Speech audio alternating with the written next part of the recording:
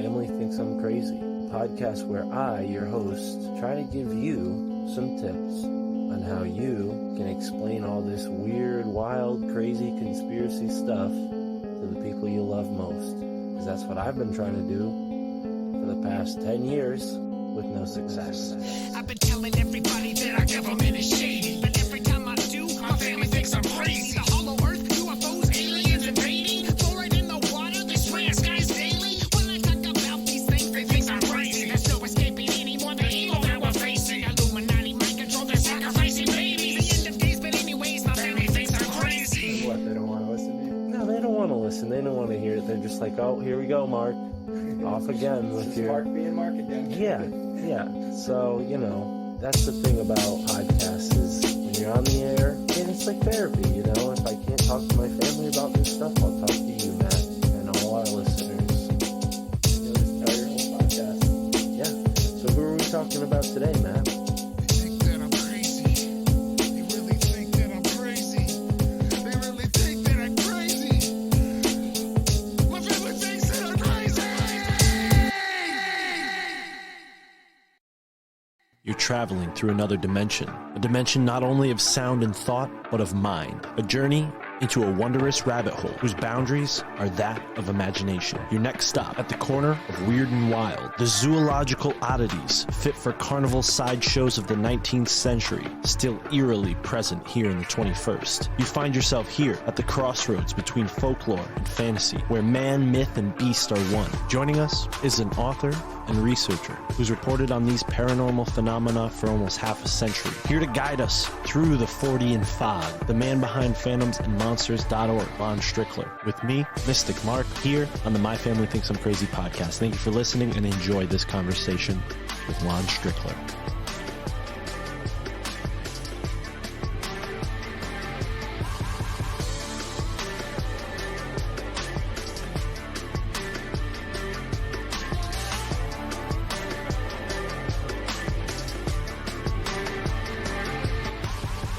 These are separate beings. I believe there are a lot of different factions.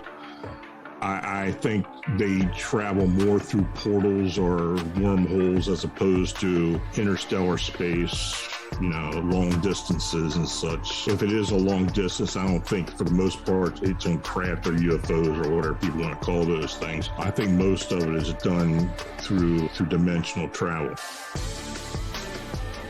He had an ATV. He used to ride on his property. He lived right along the Montour Ridge, north of Northumberland, Pennsylvania. And you're right, there's the western and the main branch of the Susquehanna River that's right there in the town. And one morning in August, apparently, and this is the story that we got, that he got on his ATV early in the morning and drove up the ridge, told everybody he was just scouting deer for the next deer season. I don't know how true that is, but that's what they were told. And he said he'd be back around noon. Well, he never showed up.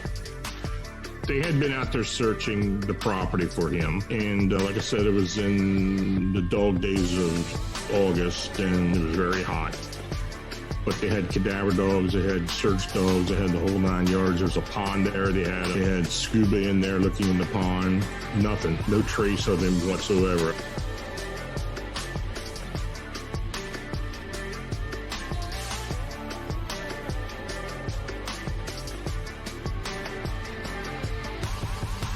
Right. Pleasure to have you here, sir. I'm honored, to be honest. You've been doing this almost twice as long as I've been alive, so it's a privilege. And I want to start, obviously by thanking you, but maybe we can get into some of your initial experiences that led you down this strange road that I myself am on, and then maybe we can get into some of the more out there cases that I really enjoy, the things that have convinced me the most are some of those photos that you have there with the flying humanoids. I think those are really compelling. So I want to touch on the humanoids.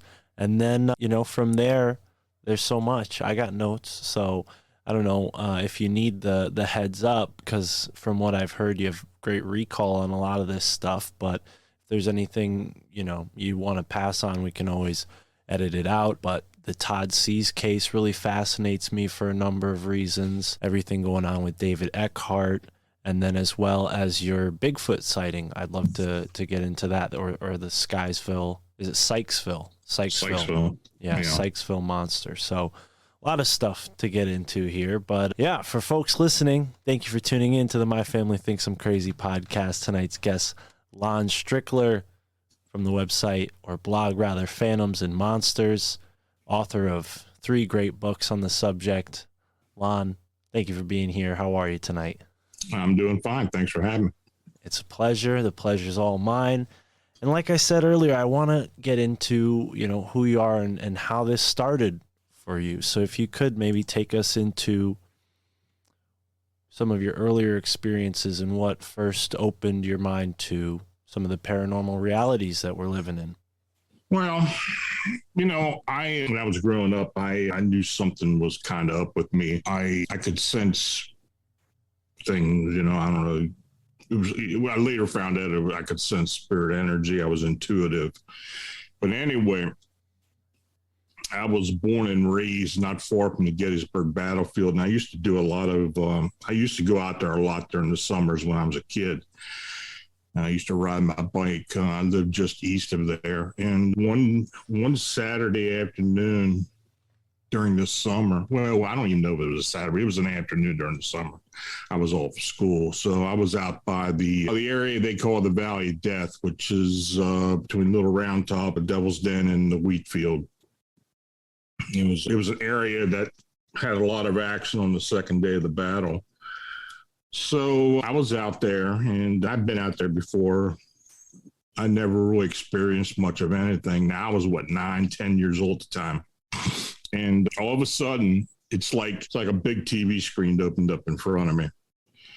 And I was seeing literally soldiers in the field and hearing gunfire, cannon fire, smelling gunpowder, hearing yells and screams, and the whole 9 yards. And all my senses were heightened at the time. And I suspect that this lasted about 30 seconds and just suddenly stopped everything, So that was kind of the first time I had experienced anything like that. I still spent a lot of time there, and I had sensed a lot of different things, seen some things, but that was pretty profound. So at that point, I knew something was up with me. And, I didn't really say much to my parents about it. They, I don't know if they ever would have believed me anyway. But, it's something I held to myself, and I actually used to do investigations. Now that occurred back in 1967, I think it was. So when I got out of high school, I was doing investigations, paranormal investigations, which was, people didn't even think anything about that at the time. They kind of, you said paranormal investigator, their eyes kind of glazed over.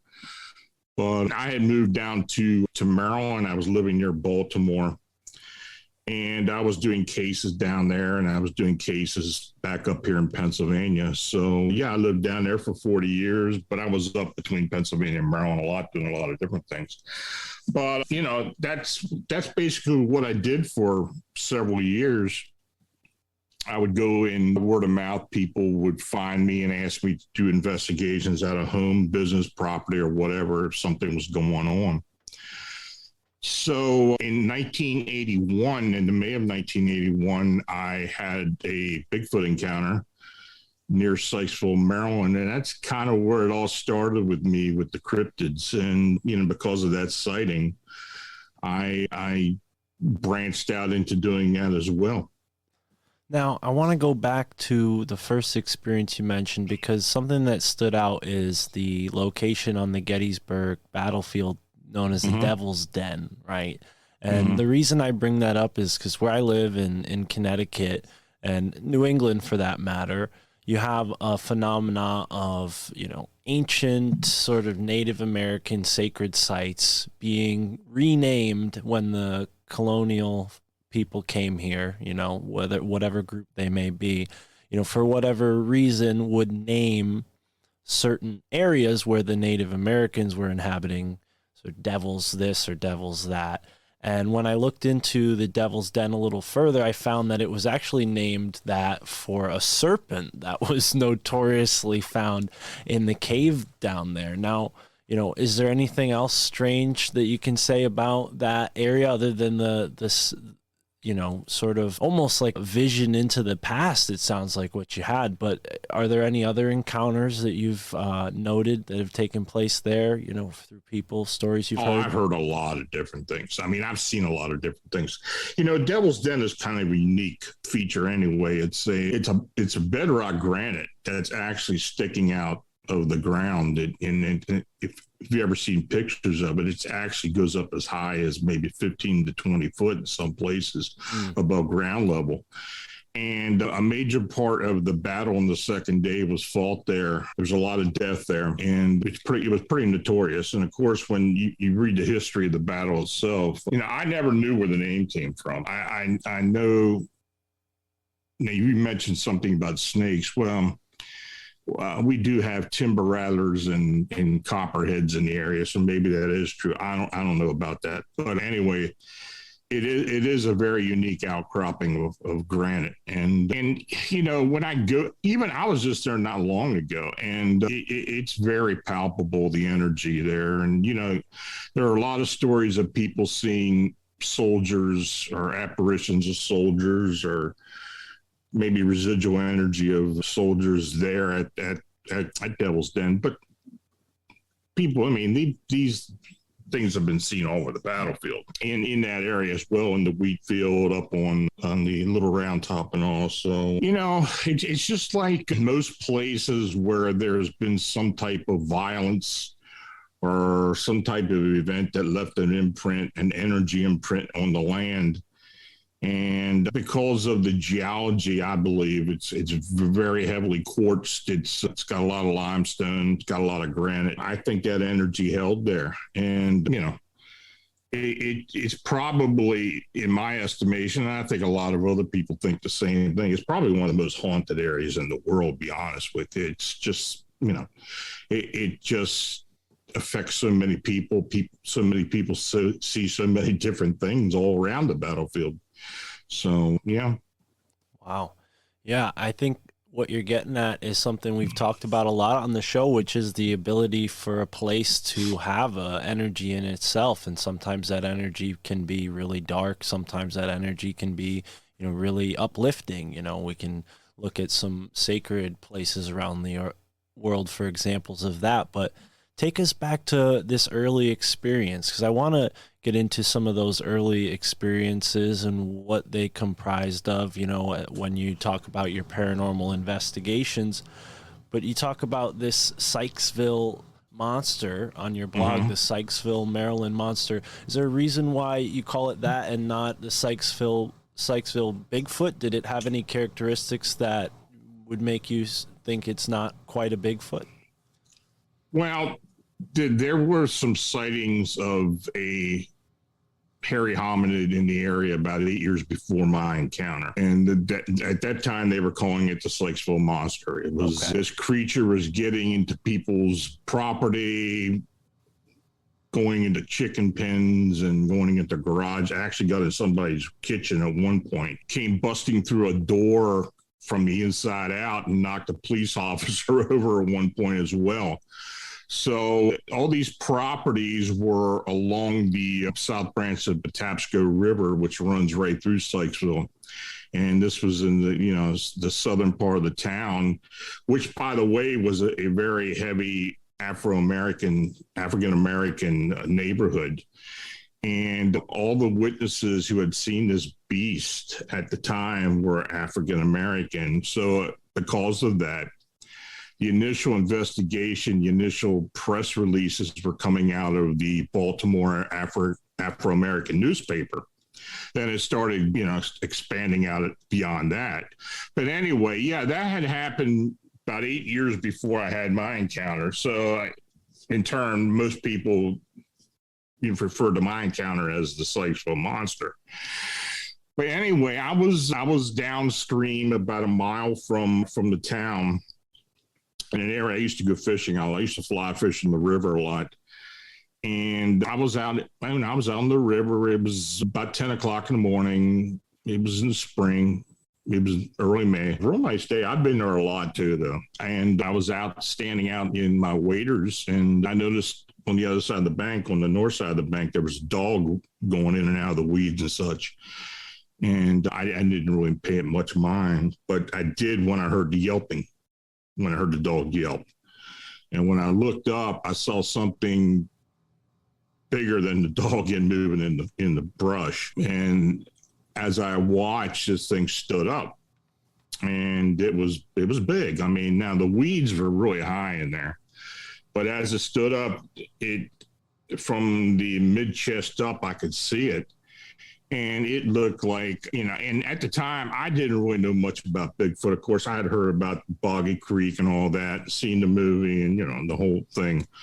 And that's about the time when this was going on. But anyway, I saw this thing. I was watching it, and it kind of started moving to its left, or to my left, to its right, and was moving out of the weeds.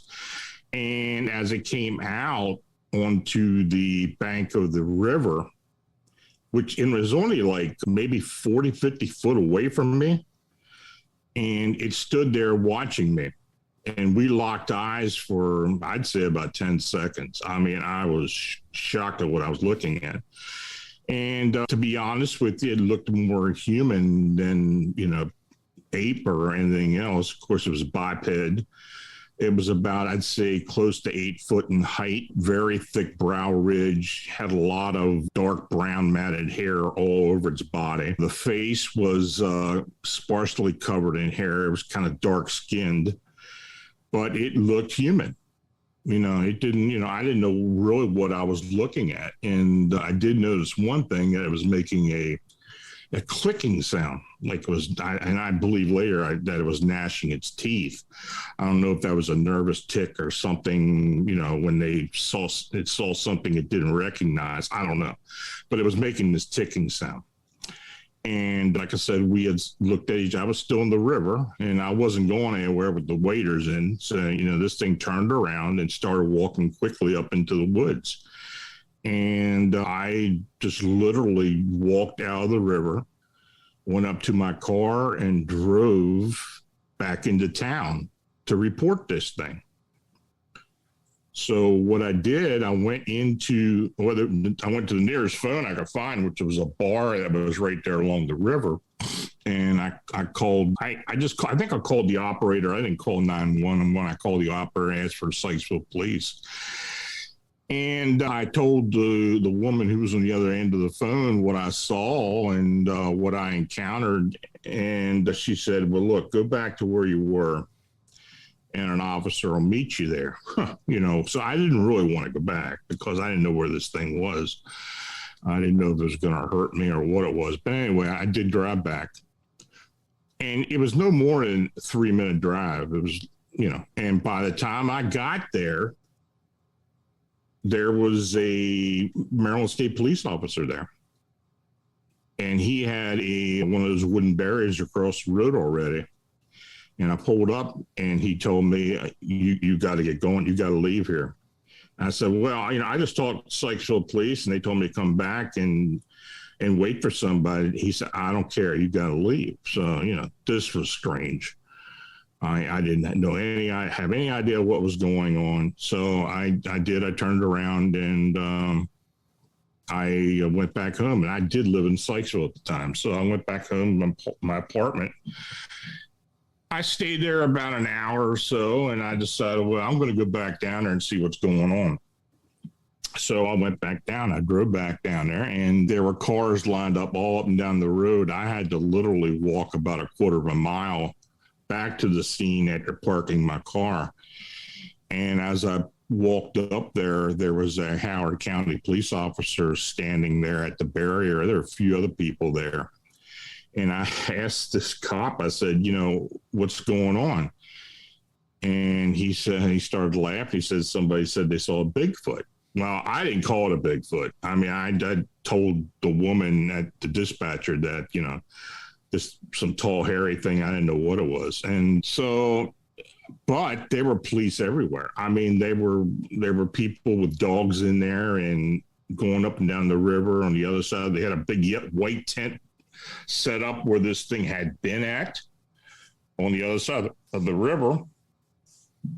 And then I did notice some black Wagoneers. They didn't have SUVs. They had the Wagoneers is what they actually used to drive. There were two of those down on the other side of the road. And I did hear a helicopter, but I didn't actually see one. But there were a lot of people out there. I mean, it was loaded with people looking around. So I asked the cop if they had found anything. He said something about they may have found something, hair or something. I don't know. I don't even really remember what he told me.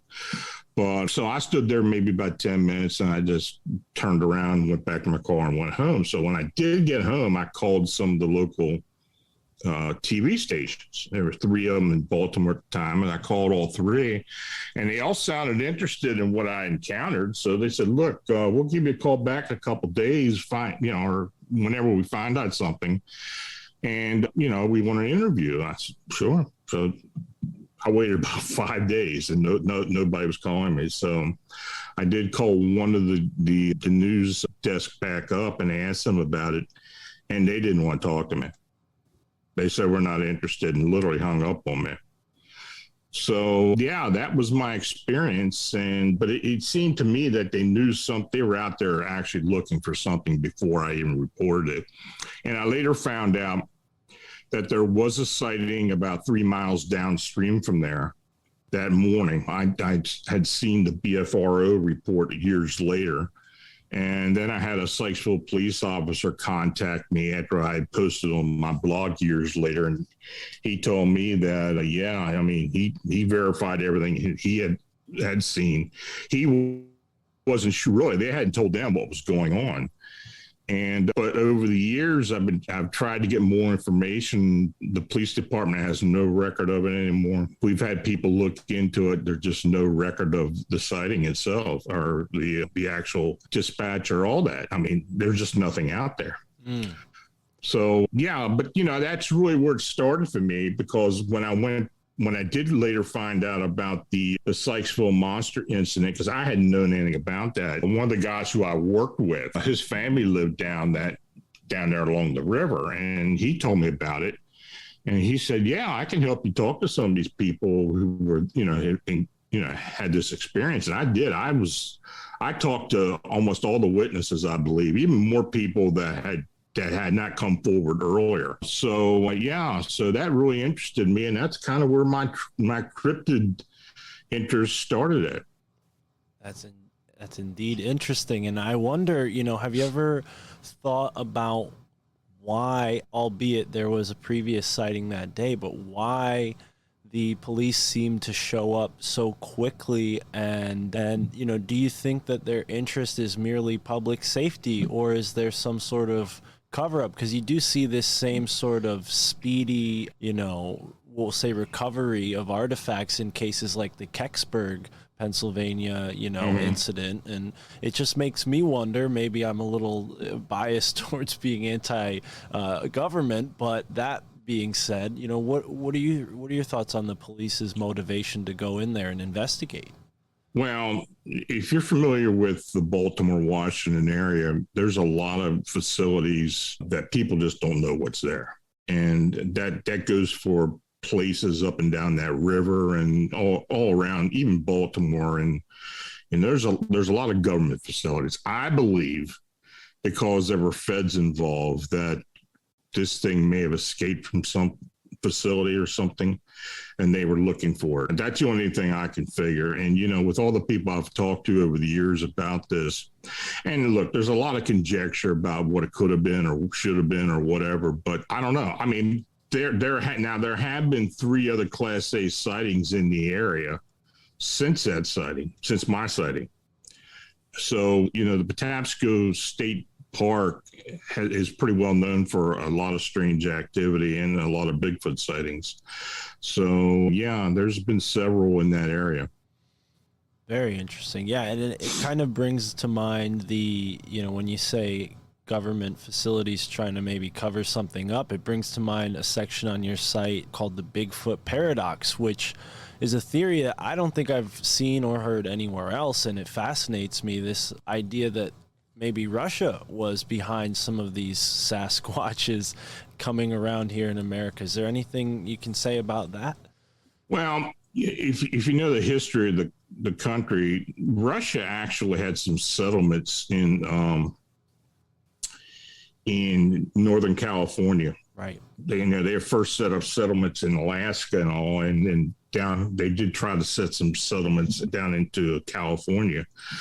And from what I gathered, there's a lot of hunting and stuff. I saw a story, and I also heard this thing from that was on Coast to Coast that was referred to me about an actual being taken that was shot and killed or whatever, and that it ended up in the Smithsonian somewhere. And a lot of people believe it may actually even been the Minnesota Iceman. They really don't know what the story is, but I know this one gentleman had seen this thing in a storeroom of a museum in Russia, in the Soviet Union at some point, and mentioned it when he called into Coast to Coast. So, I don't know what the full story is about that. There's been a lot of speculation about a lot of different things, but there have been people that have come forward the past and talked about Bigfoot bodies, and a lot of it's been hoaxing and just to draw attention. But that story itself is interesting, so I don't know how true it is, but it's just something I dug up over the years. Absolutely, yeah, and that will be linked in the episode description because I encourage people to go in. But I think you and I share a similar perspective, at least from what I've heard in past interviews, and this phenomena, whether it's Bigfoot, Dogman, or these flying humanoids that we're about to get into, they seem to be a part of the same phenomena, and that could be consciousness, it could be whatever the dimensions or the physics of this reality that we're in that we just don't understand quite fully yet. But it seems like the materialist explanations for these creatures never quite satisfy the curiosity that I think both of us share. So if we could get into maybe a lesser known cryptid, Bigfoot is probably one of the first that people are introduced to, but the flying humanoid, it goes by several different names, from Owl Man to Mothman, but they seem to be a part of at least the same category, if they're not all the same entity. When did you first learn about these creatures? Well, I had an encounter back in 1988. Wow.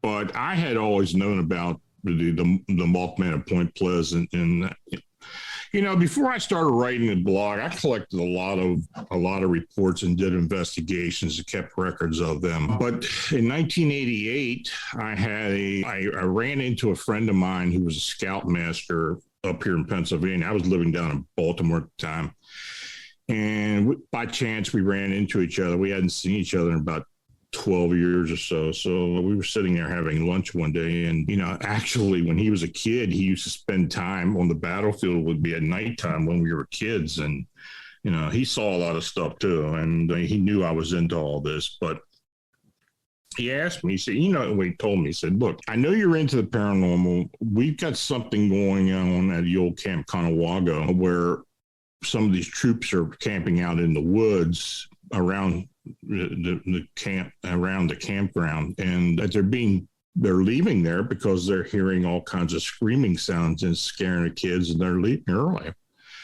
And we have no idea what's going on. It's been going on all summer, and by this time it was October of 1988. And he said, a friend of mine and I are going out there next weekend. Do you want to come up there and go out with us? And I said, yeah, I'll go out. So, it was at a time when I was young enough that I didn't mind sleeping in a tent and on the ground. And I don't think I'd do that now anymore. But so we met up there, and we trekked into the woods, set up camp. Each of us had a tent. And I'd say by 6 o'clock or so that Friday evening, we had a fire going and we were just sitting around talking, we had made something to eat, so we didn't really, and that night was pretty uneventful. So we hit the sack pretty early. And the next morning when we woke up, the guy who was with us mentioned that, did you guys hear anything walking around the campsite? And I did. I heard something moving around, but I thought it was one of them getting up and relieving themselves or whatever. I didn't think anything of it. So there's a lot of wildlife around there, and the campsite wasn't disturbed because I thought, well, maybe it was a deer or something. Anyway, so we didn't pay it much mind. So that day, that Saturday, we spent most of the day just hiking into the woods. We're going all kinds of places. We were out there a while. And as we were coming back to the campsite, and we didn't really notice much of anything, to be honest with you. I wasn't picking up on anything beyond just normal sounds of the woods, and I wasn't getting any intuition of anything. So we came back, it was dusk, and we got back to the campsite and we sat there and cooked some dinner, and we were going to stay up for a while, and that's what we did. So I guess it was around 10:30 or so, we heard a screaming sound as we were sitting there, and we didn't know where it was coming from. But the first thing I thought was may have been a bird or an owl or something making a loud sound. I didn't really think much of it.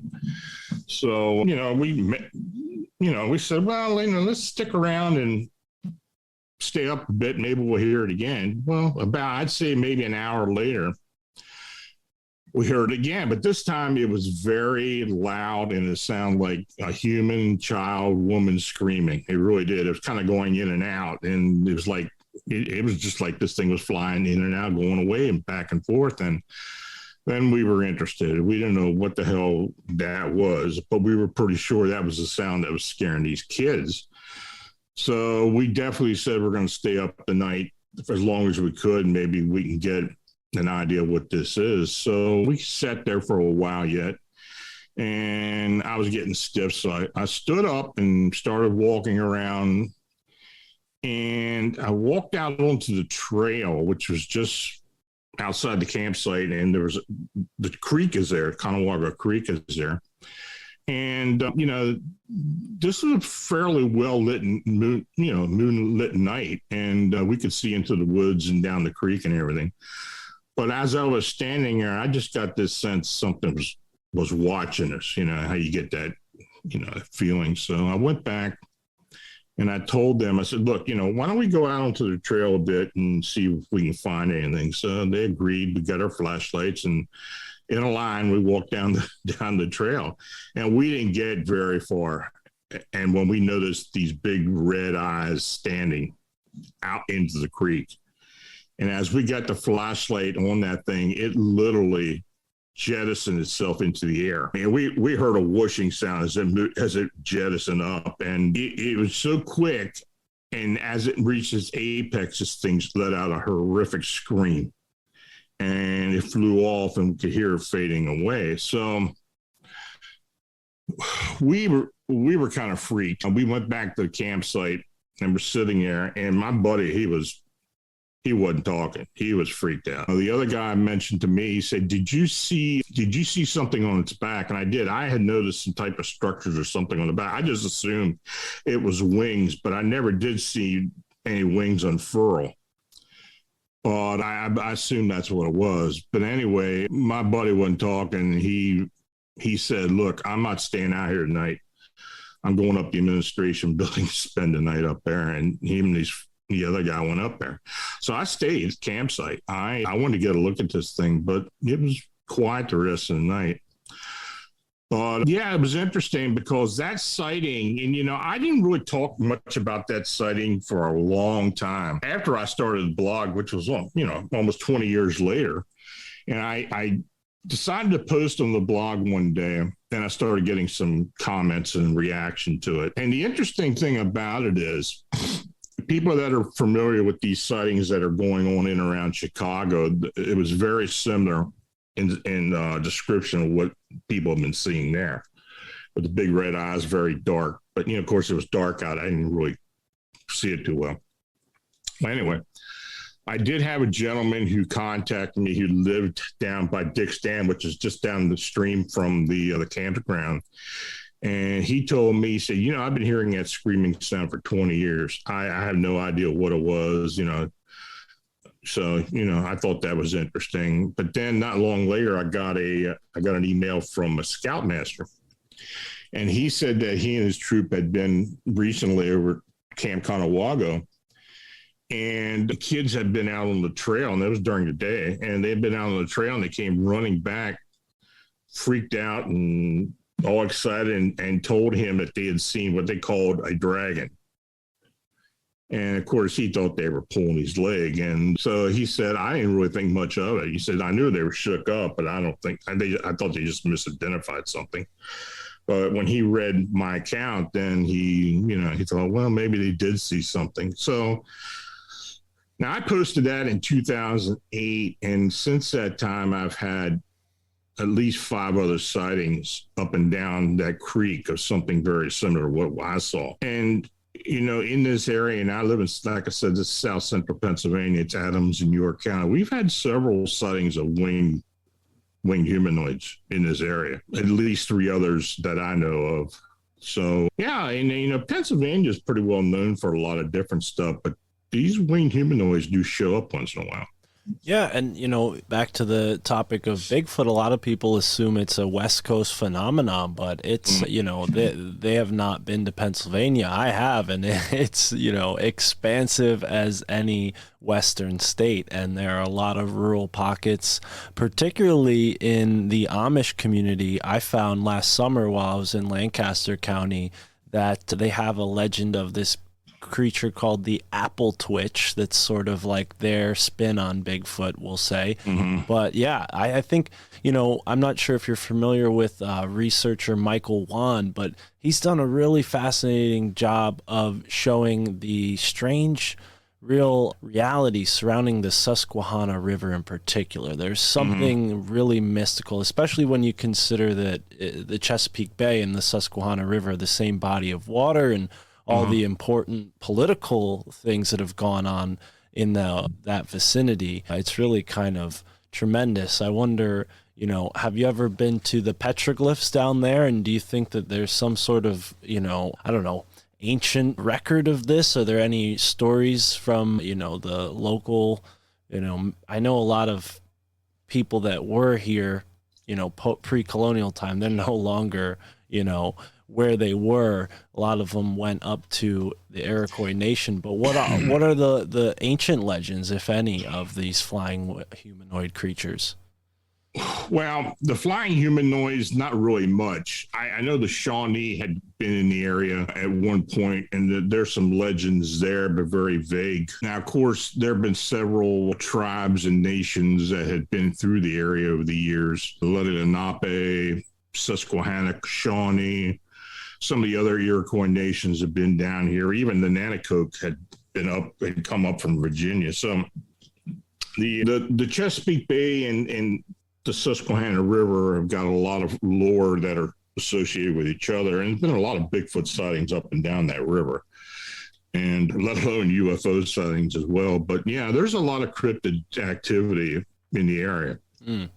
Well, if we can go maybe to an equally strange body of water or bodies of water, the, Great Lakes region, because it seems like there's a pocket of flying humanoid sightings in sort of the opposite of what you'd expect with a lot of these other cryptid sightings where they're happening in very remote places. Here we see, a very modern city on the 42nd parallel, a historic, empire kind of building parallel ley line. And we have these strange Mothman, Owlman sightings going on up there. Can you let us in on a little bit more about that, Lon?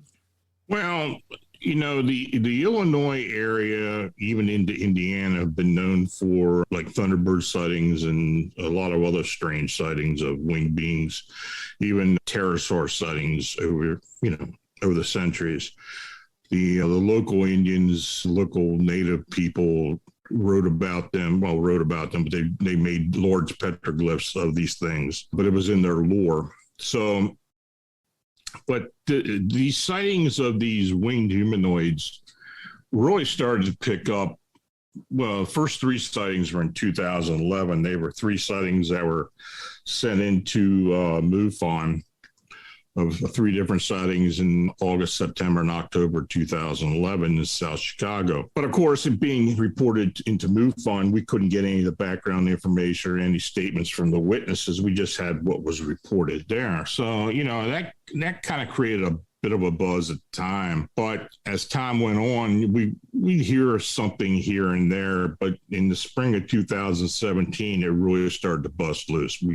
We were just getting a lot of sightings. I mean, the early sightings were coming into MUFON, but we were able to get at least one of the early witnesses to come forward with us and talk to us. She was a professional, actually a lawyer. She had a sighting in Oz Park of this kind of insectoid type being with red eyes.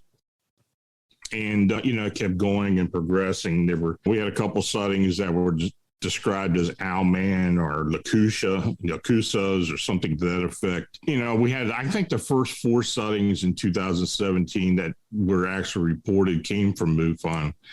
So my colleague Manuel and I, and Manuel lives in Chicago, so we decided, look, we're gonna start trying to collect some of these sightings directly from the witnesses, so we get an idea of what was going on, and we started posting, and man, we really started getting reports like crazy, and I was trying to make it as forthright and as honest as possible, not trying to make it to go out there and have a bunch of people hoaxing and stuff. But, one thing we did find out very early was when people were reporting to us, they were very forthright and they weren't embellishing on their sightings. They told us from the beginning, they stuck to it. And that was fairly consistent. It has been consistent since that time. So in 2017, I think we had up to 50 sightings that we thought were legitimate up until the late October. And that summer was crazy. I literally had people calling me at all hours of day and night, telling me or asking me what was going on about these winged humanoids. Because, first thing they thought was, well, it's a harbinger. Like the old Mothman legend of the harbinger up at Point Pleasant. And they thought something was going to happen. And I guess they called me to have me reassure them that nothing was going to happen. But it was crazy. But we were getting a lot of sightings. Most of the early sightings started right along the lakefront. But it started branching out and going out, even out into the suburbs. And we were getting sightings all over the place, even down into Indiana, further out in Illinois, and up in southern Wisconsin. So it continued on. And, it wasn't as busy as it was in 2017, but going into 2018, we were getting a couple sightings here and there, and it was fairly steady. And most of the sightings were of this red-eyed, bat wing, gargoyle wing type being, very emaciated looking. We've had reports from police officers who've seen it. I've had people confidentially tell me who work for the city about having encounters, but we were not getting cooperation from the city. They weren't giving us any access to any cameras or anything. Even the security companies around some of these sightings weren't cooperating with us. So, we kind of did that back and forth until maybe October 2019. Then we started getting sightings more consistently out at O'Hare International. And I'd say since that time up to the present time, I'd say about 85% of the sightings are at O'Hare. Very interesting. I had heard you previously mention Fermi Labs as another strange area or place in that area. But O'Hare, what do you think it is about that? Is it maybe just the fact that people naturally have their eyes in the sky when they're at an airport and they're looking up already? Or maybe there's something in that vicinity that this being is traveling to or from? Well, there's an actual cemetery at O'Hare. It's called Rest Haven Cemetery. It's been there forever. They did they did take another cemetery out of there when they built the airport, but that one stayed there for whatever reason. But we do know there's some ley line activity there. And our belief is that these beings are coming through there through a portal of some type. You know, it's interesting how many sightings we've had around that cemetery within like 100-yard radius of the cemetery. I'd say at this point now we've had maybe 4, 5, or 6 sightings, plus we've had other humanoid sightings in the area. We even had a UFO that literally had a humanoid ascend up into it right above the cemetery as well. Wow. So there's a lot of weird stuff that's going on there, and UFO activity at that airport is not unusual. We've had 2 UFO sightings that were associated with the sightings of these winged humanoids as well. So, you know, is there a connection? Yeah, very well could be. You know, you mentioned the Fermi Labs. You know, that's one of, you know, when we started looking into this phenomenon, we were trying to grasp straws and try to find out what we thought this very well could be. We looked into all kinds of theories and conjecture, but we did know about the Fermi Labs out in the county further being there. It's people who don't know it. It's the oldest particle accelerator in the world.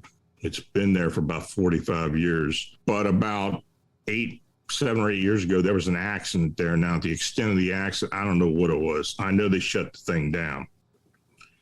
Now, you know, is this accident, is that a reason? Did it open something up to why these things started coming through? You know, you got to think about that. But I don't know if it's true or not. I do know that they have restarted the accelerator within the past 2 years. There has been some news that have come out of the facility during that period. So to what extent is going on, I don't know. I don't know if it's even connected, but it's something to think about.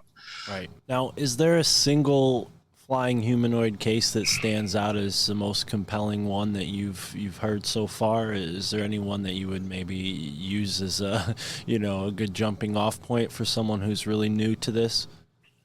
I don't know. You know, I've got them all listed there. I guess anybody could go and check it out and see what they feel is compelling. I think they're all compelling, but I think the sightings of certain individuals, especially personnel who work at the airport, and I'm talking about air flight controllers and pilots themselves, that's pretty substantial. Even though it's anecdotal, it's pretty substantial evidence in my point of view. You know, the pilots are well known for not reporting UFO activity. The fact that at least one of them mentioned that he saw a winged humanoid as he was taxiing on the tarmac, it's kind of unusual. Right. So, but no, we had an air traffic controller who was out on a smoke break with 2 other individuals at the tower see this thing out in the parking lot too. And, you know, we've had some TSA security people tell us that they've seen it. And we've had a lot of cargo workers tell us as well. But the powers that be at the airport are really putting a crimp in things. They're literally threatening people that they're going to lose their jobs. They report this. Now, why that is, I don't know. I mean, but they're pretty serious about it. And I know there's a lot of sightings that aren't being reported to us. I have a confidential source at one of the airlines who's a supervisor who has been telling me that they have been getting sighting reports from their employees for over a year and a half now. Wow. Yeah. So, I mean, it's pretty well known. I mean, all you know, it's happening to all carriers and all, you know. So, yeah, you know, we've filed FOIA requests with FAA and, you know, we always get this back. Well, nothing was reported. And, you know, so even with the Chicago police, where I know that they had made a report, they have nothing. They won't tell us anything. Right. Now, do the sightings typically tend to be, you know, observing these creatures while they're flying through the air, or are there any cases where people have, you know, been attacked or maybe fled with their life, you know, seemingly in danger? Anything like that happening with these humanoids? Yeah, there have been a couple on-ground encounters. There was one in Bolingbrook, Illinois, where a woman called me one evening all shook up and said she had encountered one of these things as she was taking her nightly walk around the neighborhood. She used to cut through a small playground near her home. And as she was walking through there, she saw this tall thing, dark thing standing on the sidewalk. And she told me, she said, first I thought it was two people embracing. You know, I don't know how she got that. But she said as she walked up to it, this thing literally turned and she saw how wide it was. She knew it wasn't two people embracing. She said it was about 7 foot in height. Wow. And that the wings were literally extending back behind over the head. So she said she got within like 15 foot of it. She said it was making a gurgling sound. I think it was probably standing and sleeping or something like that, because she said these wings, even though they were over the back, they were wrapped around it like a cape. But she said it was like bat wings or, like a membrane wing. But she heard this gurgling sound, and as she was standing there, this thing didn't react to her, but her legs gave out on her. I don't know if it was because of fear or what it was, but that isn't the first time that's happened. People have literally fell to the ground when they've confronted these things. And she got herself up, went to the nearest bench, sat down, and tried to compose herself as she continued to watch this thing, and it wasn't moving. And after she got herself straightened, she went around the playground and went home. And when she got home, her son was there, and she told him he wanted to see it. So they jumped in the car and drove over to the playground. And as they got near, there was some hedges there, and this thing jumped out of the hedges in front of the car. And she didn't say anything about the red eyes or anything, but she said this thing, it was definitely the same thing that she had seen. So they went home, and I guess she got on Google and started, searching for it, and she got my number and she called me. So yeah, that was pretty harrowing. Then we had another interesting encounter where this woman and her husband were visiting Chicago. Her mother lived in a condo on Lakeshore Drive over by Schiller and Lakeshore Drive. And she said as her husband and her were walking along Lakeshore in front of the condo, this huge dark being flew right in front of them from the lake in front of them towards the building to their right, and literally flew up the side of the building. And as they watched this thing, it was night, but there was light enough that they could see it. And as they watched this thing fly up the side of the building, it literally hovered in front of a window, like it was looking through the window. And she said they looked at it, and then this thing leaned back and started diving down toward the trees, and that's when they started running. And as they turned the corner at Schiller and Lakeshore Drive and were heading towards the entrance to the condo, this thing literally slowly descended in front of them with its wings spread out. And she said that it was hovering about maybe a couple feet off the ground, but it was hovering still, in the air. She said the legs were vibrating on this thing. They could feel the vibration of it. She said it had wide bat-like wings, it had red eyes, had a small head. And it looked like it was wet. It was glistening, but it was dark color. And she literally fell to the ground. She couldn't compose her. She couldn't, and her husband literally had to grab her. And this thing slowly ascended off the ground and ascended up into the air and took off. Now, she did say she saw a flash from the right to the left of her, that somebody probably took a photo of it as they were standing there. She said there was another guy that was in a cargo van that had seen it and made a mention of it and got in his van and took off. But so it's funny because the next day she called me, and she was at her mother's house in the condo. They were supposed to fly out of town that next day. And she was so shook up, they were grounded for 3 days. But I do know that the husband is a professional athlete in Washington, D.C., and one of the professional teams. I won't go into it, but I knew who he was.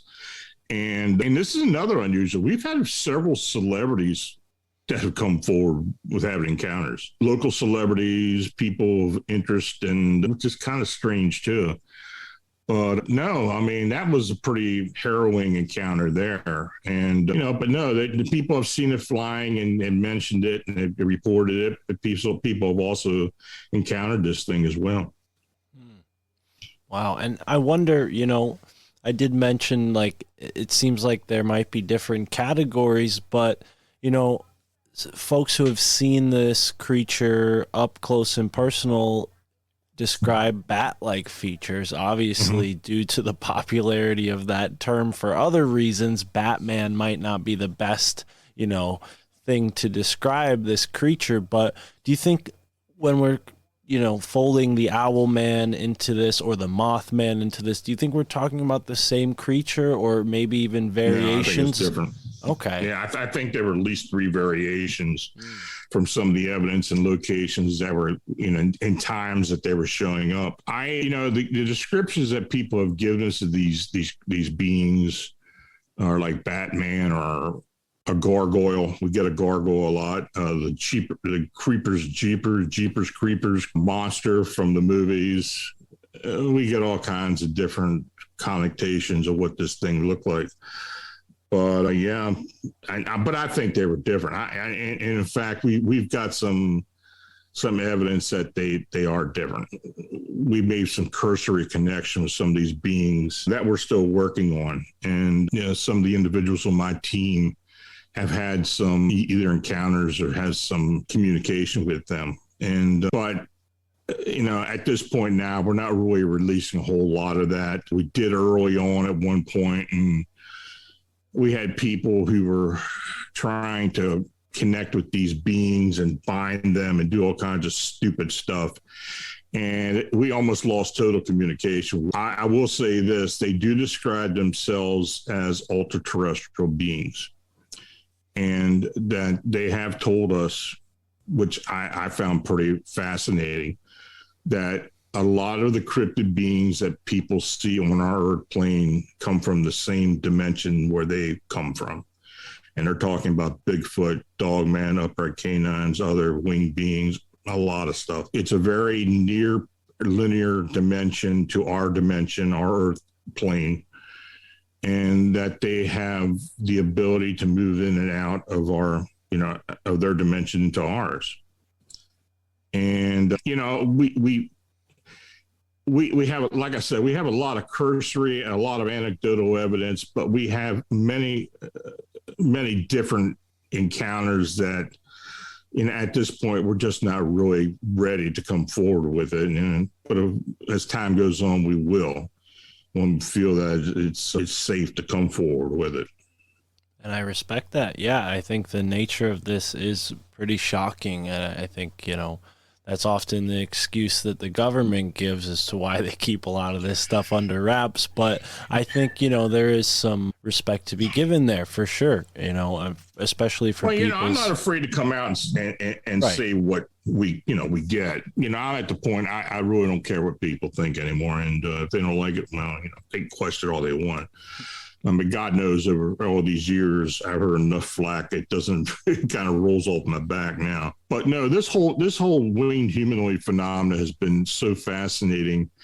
And the many connections that we've gotten because of it and some of the things we have learned, I think they're very profound. And I think at some point we're going to learn a few things about these beings and that cryptid world that we really don't know a whole lot about. We have a lot of theories about what's going on. We're not finding bodies. We're not finding a lot of other stuff as we would if we found if these were indigenous animals or natural animals that live among us. Now, I'm not saying, just like with Bigfoot, I'm not saying there are not any indigenous indigenous Bigfoot or hairy hominids. I believe there are. I believe there are some in the Pacific Northwest, of course, and areas just like in Florida and around the Gulf Coast.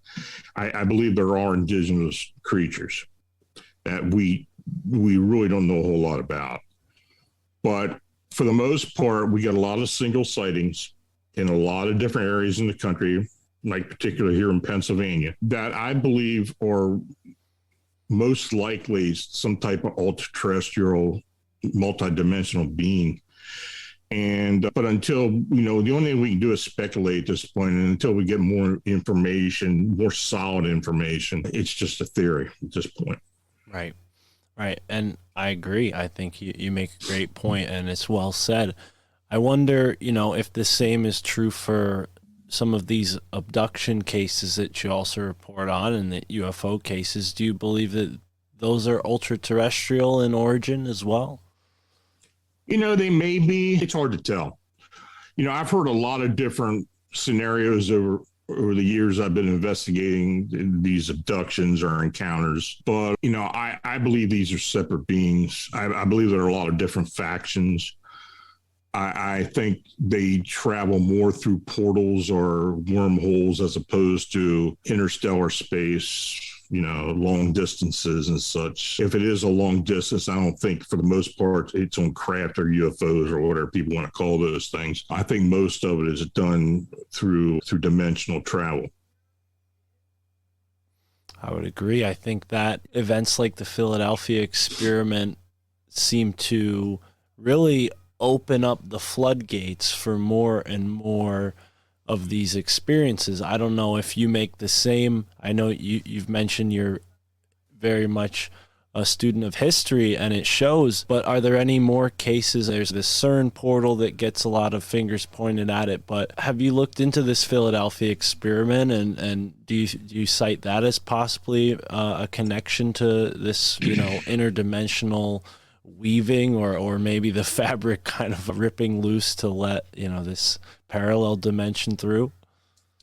Well, I think the theory itself of what had supposedly happened with the Philadelphia experience and magnetic energy, I think may very well have happened. I don't know if it happened in that particular instance. There have been documented cases where the Navy and the military have experimented on this type of phenomena. I know of 3 other cases. I don't know the ships. I don't remember the ships offhand, but I do know there have been reports of similar experiments with other ships, but doing with using magnetic energy to kind of open the veil and to be able to time travel or move into another dimension. But I'm quite sure there's a lot of those similar type experiments that have been conducted at some point that we just don't know anything about.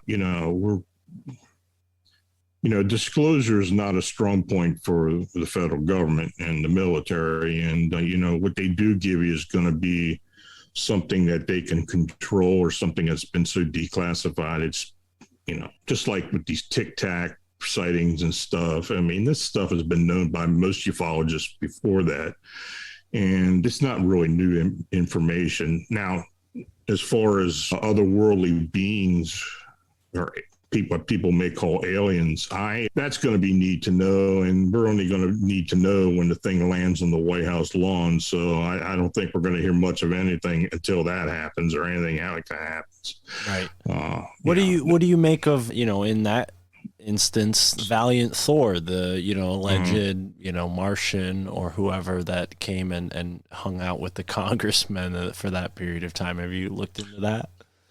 Yeah, I've still got a lot of questions about the Valiant Thor and some other instances where so-called extraterrestrials or alien beings lived among us. And I'm good friends with Raymond Keller, who's probably the one of the best read ufologists that I have ever met. And I run a lot of his writings up on the blog occasionally. He's written some very fascinating books, but I think at some point he's going to do something about Valiant Thor, and he does inject some thoughts about Valiant Thor in some of his writings. But as far as getting into the nitty gritty about, him, I don't know. I mean, he may come forward. I've asked him about it in the past. I am fascinated by the whole thing. But, I think there may be some truth to it. I really, I honestly do believe there may be some truth to the Valiant Thor story. Yeah, I do find it very compelling. But, switching gears a little bit to maybe something that is a little closer to home for you, can you fill us in on, for those who don't know, a gentleman who David Eckhart, and some of the strange things that have gone on in his life? I met David about a dozen years ago. He had been having some strange encounters in his home very near Pensacola, Florida. And he was trying to get to document it with MUFON and with other individuals, and he just wasn't getting anywhere. MUFON's got a bad habit of not getting involved with entity cases unless it's some type of craft or something. They really don't look into it. Even with abductions, they're just very poor. They're very poor with coming forward, that kind of stuff. But anyway, yeah, he was having some issues, and I had seen a video that he had made of some frames that he had captured at home in his bedroom of these beings.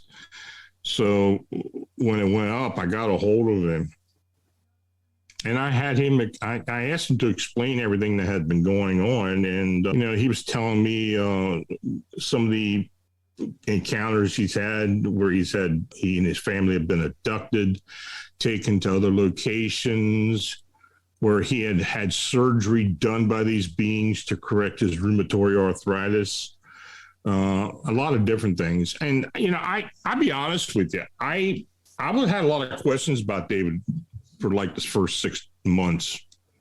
We were talking every day. I mean, we talked for hours every day after I first met him. I honestly thought he just had some entity or spirit issues at the house, and this is a house he built. So I thought something was going on other than otherworldly beings. But as time went on, he started showing his evidence to me, and he was coming up with all kinds of different ways of photographing and videotaping and getting all kinds of different evidence. I came to the conclusion that he was very serious about this, and he wanted to find answers.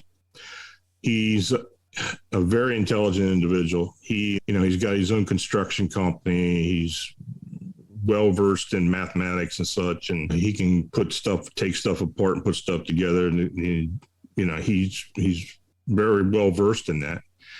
And he was setting up different ways of getting, by trial and error, to be honest with you.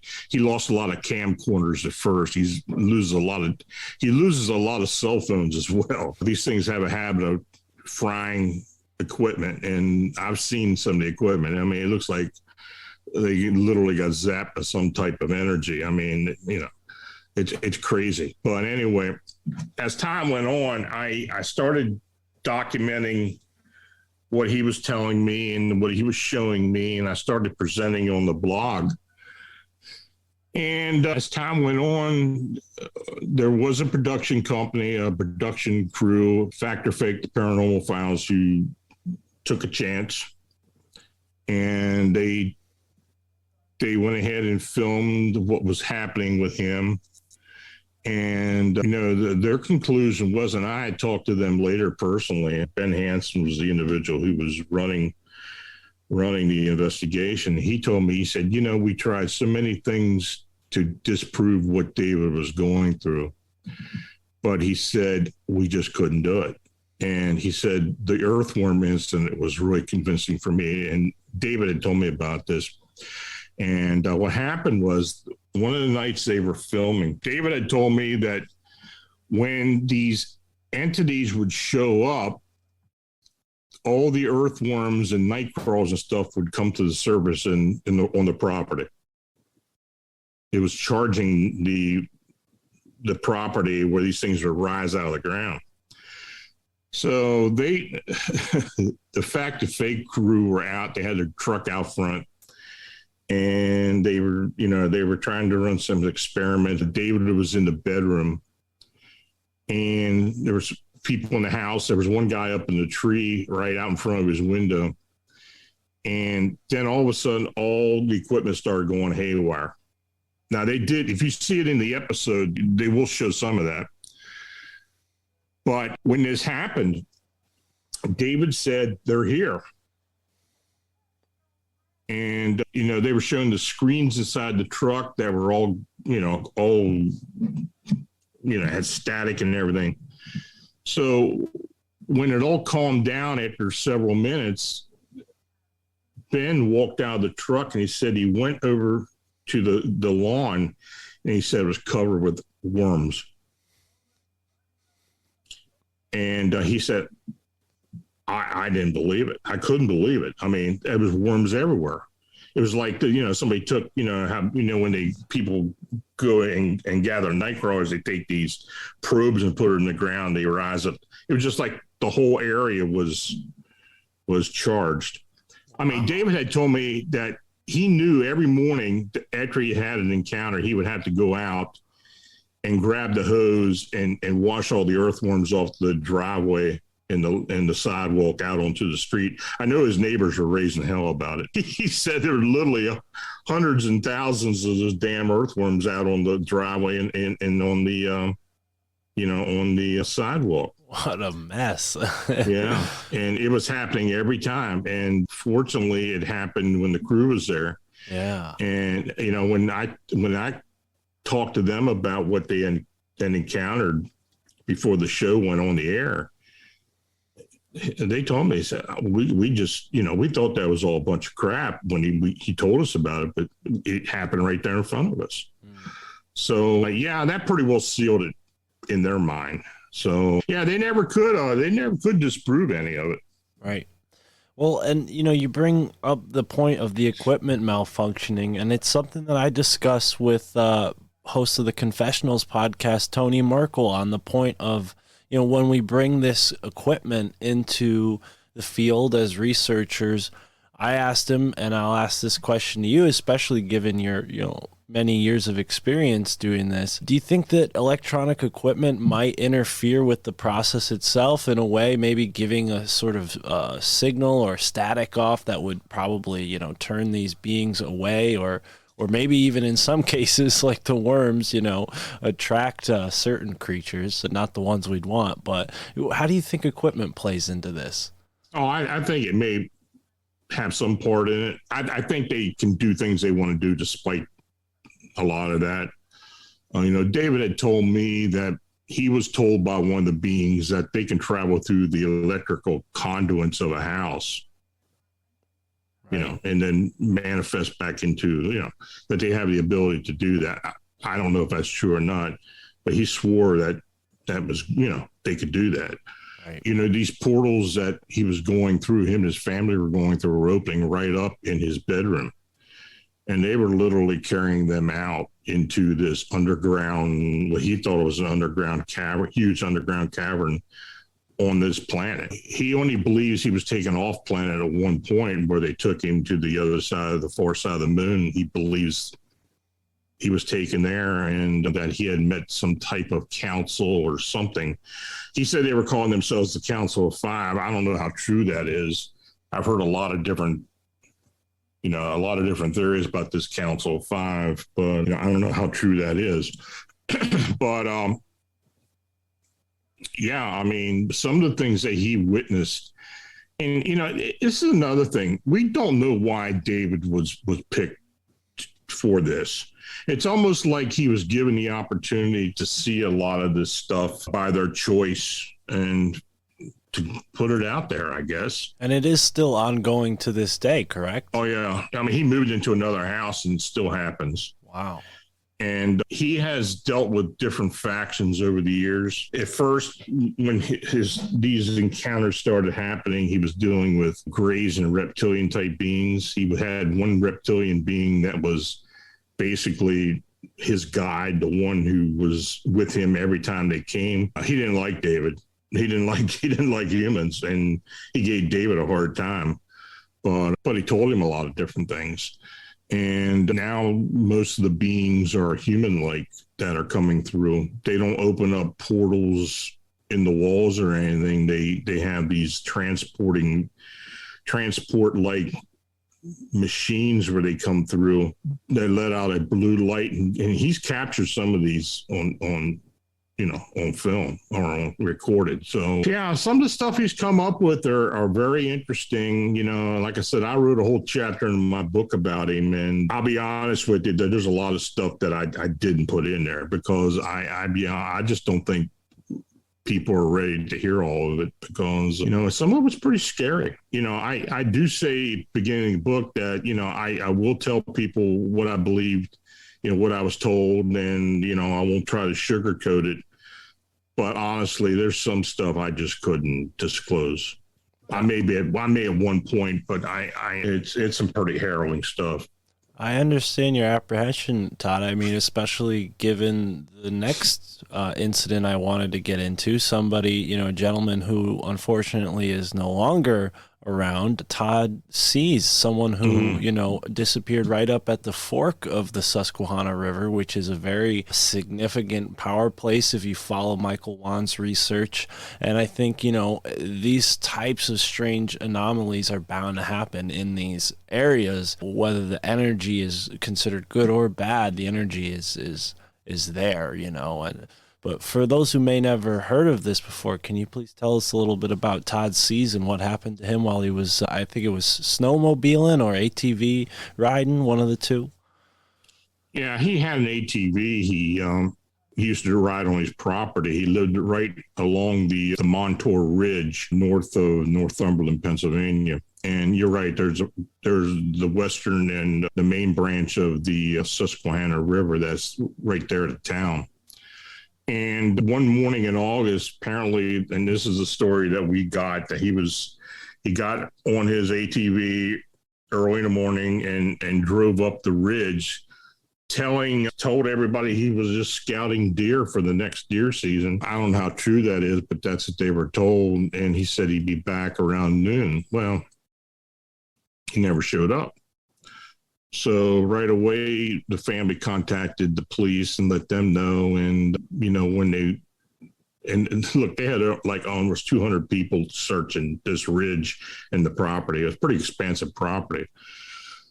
But this guy just disappeared. I mean, the ATV was still up there. There were some article clothes that were still there. But Seas was none around. And, later on, there were reports that came into New Fork, the reporting agency, that there were two separate sightings on opposite sides of the ridge of a very large dish-shaped craft that was hovering above the top of the ridge by the power line. And one of these witnesses stated that they saw what looked like a human being pulled up into this craft through a beam of light. So this came weeks after the incident. After the incident occurred. But anyway, they had been out there searching the property for him. And like I said, it was in the dog days of August, and it was very hot.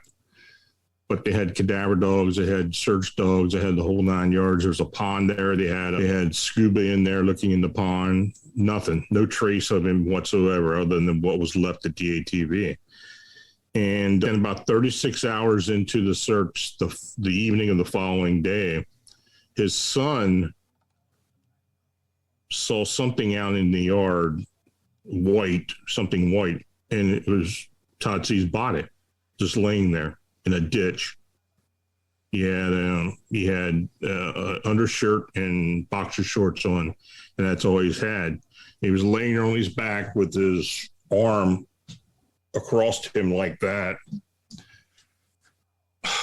And that information didn't come out until we actually got a hold of the autopsy report. We got the full autopsy report later on. But yeah, I mean, this guy just showed up out of nowhere, like somebody dropped him from the sky. People have been going by this area for a day and a half, and nobody saw anything, and all of a sudden he shows up. Right. And he was dead, of course. And so when the discovery was reported, all the people that were still there on the property, even people who had been doing the search, were all gathered up and taken to a nearby fire station. They were taken into the hall, and they were let in there, and two guys dressed in suits locked the doors and told these people, and this is what we heard from witnesses, told them that you know nothing about this. You're not going to talk to anybody about this. This is, you're going to keep quiet. And they basically threatened them to shut up. So, of course, people were saying, well, these were FBI agents, which I don't believe. I believe they were Air Force, to be honest with you. I think they were military. Because this whole thing was a mystery from the beginning. And the fact that people had seen a UFO or a craft or something in the area, and I'm sure there were other sightings of these craft as well. The body was left there until the coroner came, the coroner of the county who owned the funeral home. The identification was funny too, because they wouldn't let any of the family look at the body for whatever reason. The person who identified the body was somebody who worked for the police department. What was the name of the township? I forget that. Point Township Police Department, who knew Todd Sees, and he identified the body. But nobody in the family saw it. They gathered the body up, took it to the funeral home of this coroner, and then the next day the body was transported about 80 miles east to Allentown, Pennsylvania, to a private forensic lab where they did the autopsy. And when the body was supposedly returned to the family, it was sealed in a lead coffin case or whatever. And the family was told, do not open it, do not examine it, bury it. Wow. So that's what they were told. Now, yeah. So we did eventually get my colleague, Butch Witkowski, who recently passed away, unfortunately. He got the autopsy report, the full autopsy report, 22-page report of this. And the cause of death, which was also listed in the paper, was cocaine toxicity, which was a bunch of crap. I mean, there's no way this guy was high on coke, came down the ridge with nobody seeing him, just dropped dead. I mean, that's just ridiculous. Right. One of the more remarkable findings in the autopsy was, first of all, there was very little blood in the body. He was drained.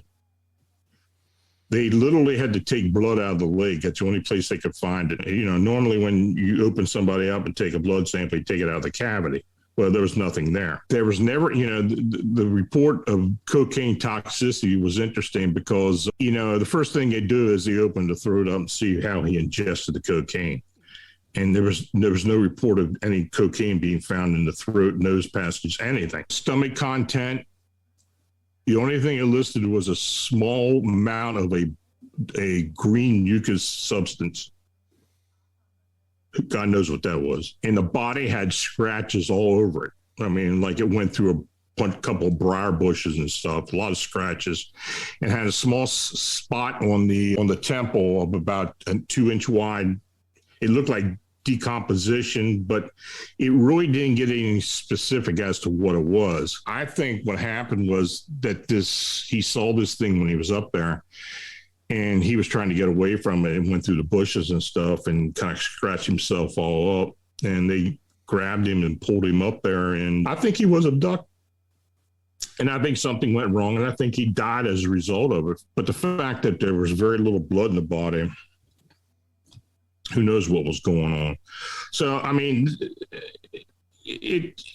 there's a lot of different stuff involved with this. The family has not been cooperative at all. We have very little information that is public knowledge about this guy other than a few things we turned up. But, but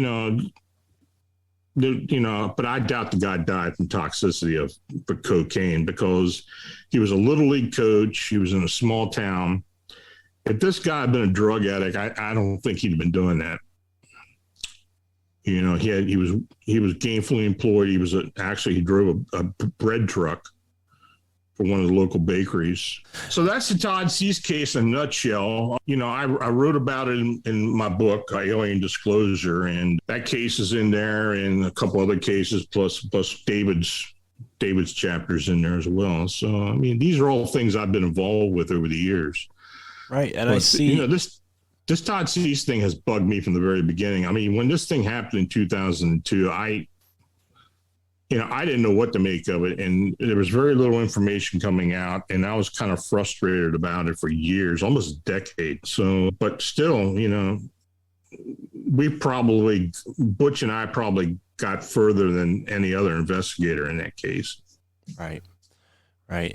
And, you know, I see that you recently published these 3 books in 2021. I imagine, you know, with everything changing the way it did, you might have had some extra time to do that. I'm excited to order those.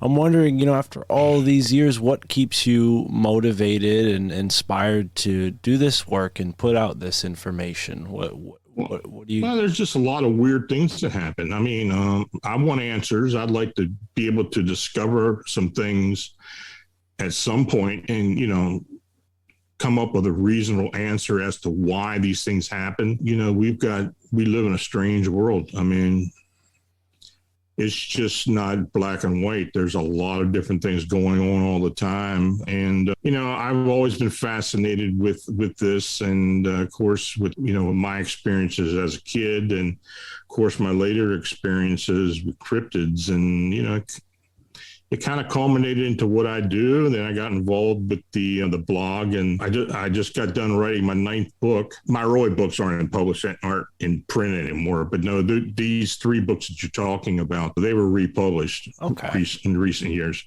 My mistake. But it's all right. I've got a new book coming out in about a week, actually. Oh, right on. Tell us about that. Well, it's titled The Mean Humanoids. And basically what it is, it's about this pale crawler humanoid phenomena. And it kind of starts out with a lot of historical cases like the Dover Demon, and of course with the Slender Man and the meme activity on the internet, and how this is possibly turned into not just an idea or a graphic on the internet, that thought forms and tulpas may be involved. And we may be seeing the nexus of a new type of human species or humanoid-like species. And I've got a lot of cases in there. And it kind of alludes to John Dee's. I think it was John Dee. I hope I'm not misquoting, but John Dee and his talk of the future being ruled by dead matter, you know, and this whole transhumanist thing. I mean, wow, yeah, I never thought of the Slender Man as possibly like an entity that existed within the computer itself. But that's so fascinating. Well, it's just like a lot of other phenomena like poltergeist and stuff. It takes a human mind, right? And the human mind's a strange thing. I mean, it's more powerful than what people give credit for.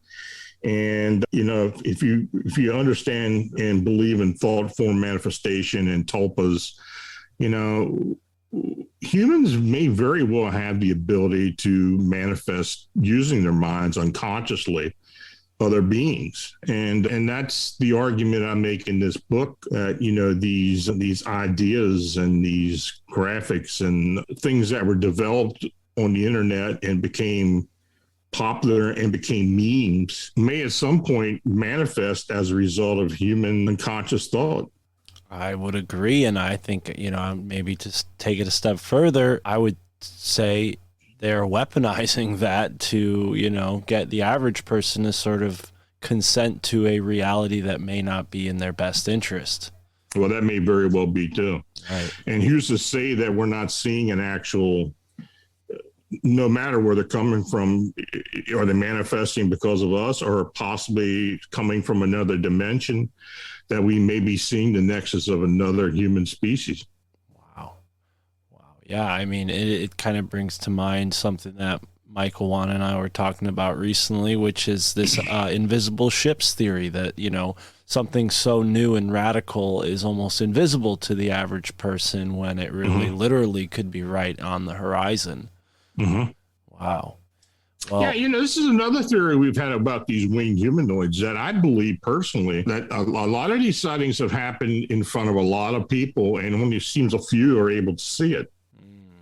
Now, right. do they have the ability to discern which person can see it or identify it? I don't know. But, you got to think about that when you see some of these reports. There have been instances where several people have seen it, but there have been instances where it's been hundreds and thousands of people at a location, only one or two people actually see it.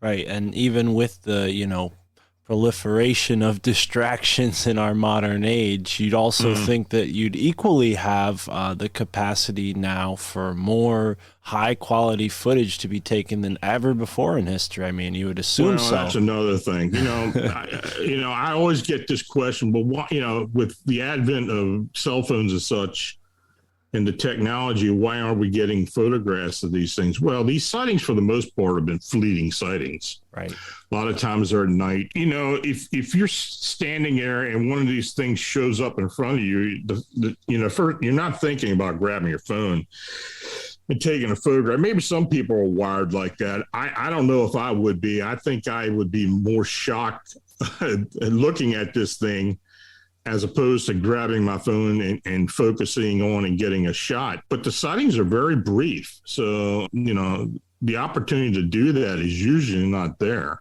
Absolutely.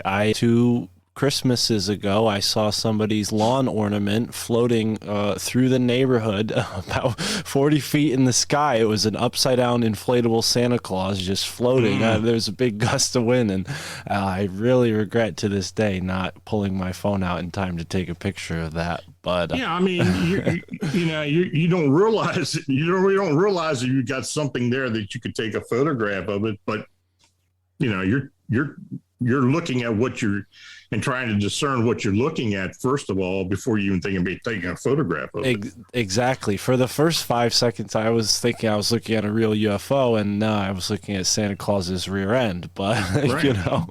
Here we are, Lon. I mean, you've been so generous with your time. I don't know if you're a night owl like me, but you were kind enough to postpone this until a little later in the hour. So I do want to let you go. But before you go, please tell us where they can find the books. I see some of them are on Amazon. Is there a better place to purchase the books? Do you recommend people go there? And obviously phantomsandmonsters.com is the blog, but where can people go to follow up with you, Mr.? The blog is phantomsandmonsters.com.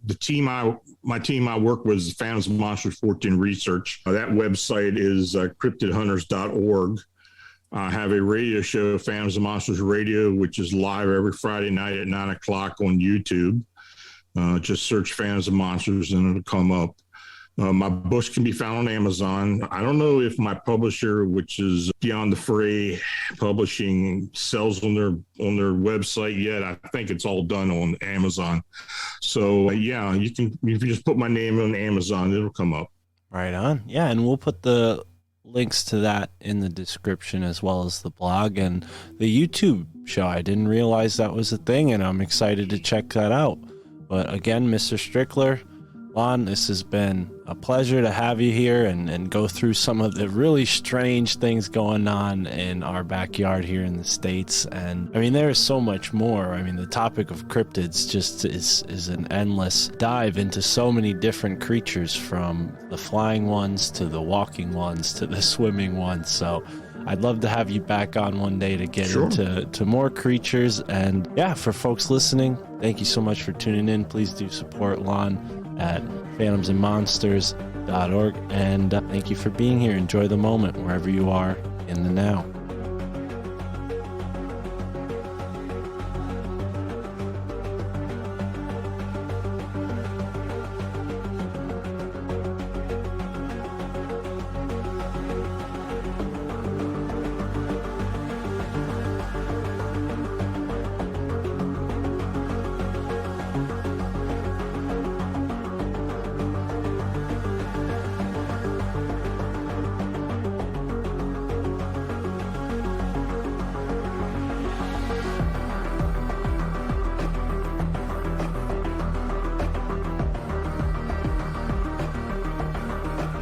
Ladies and gentlemen, thank you for being here. Thank you for listening. And thank you for tuning in to this conversation with Lon Strickler, someone who is a seasoned pro in the paranormal research world.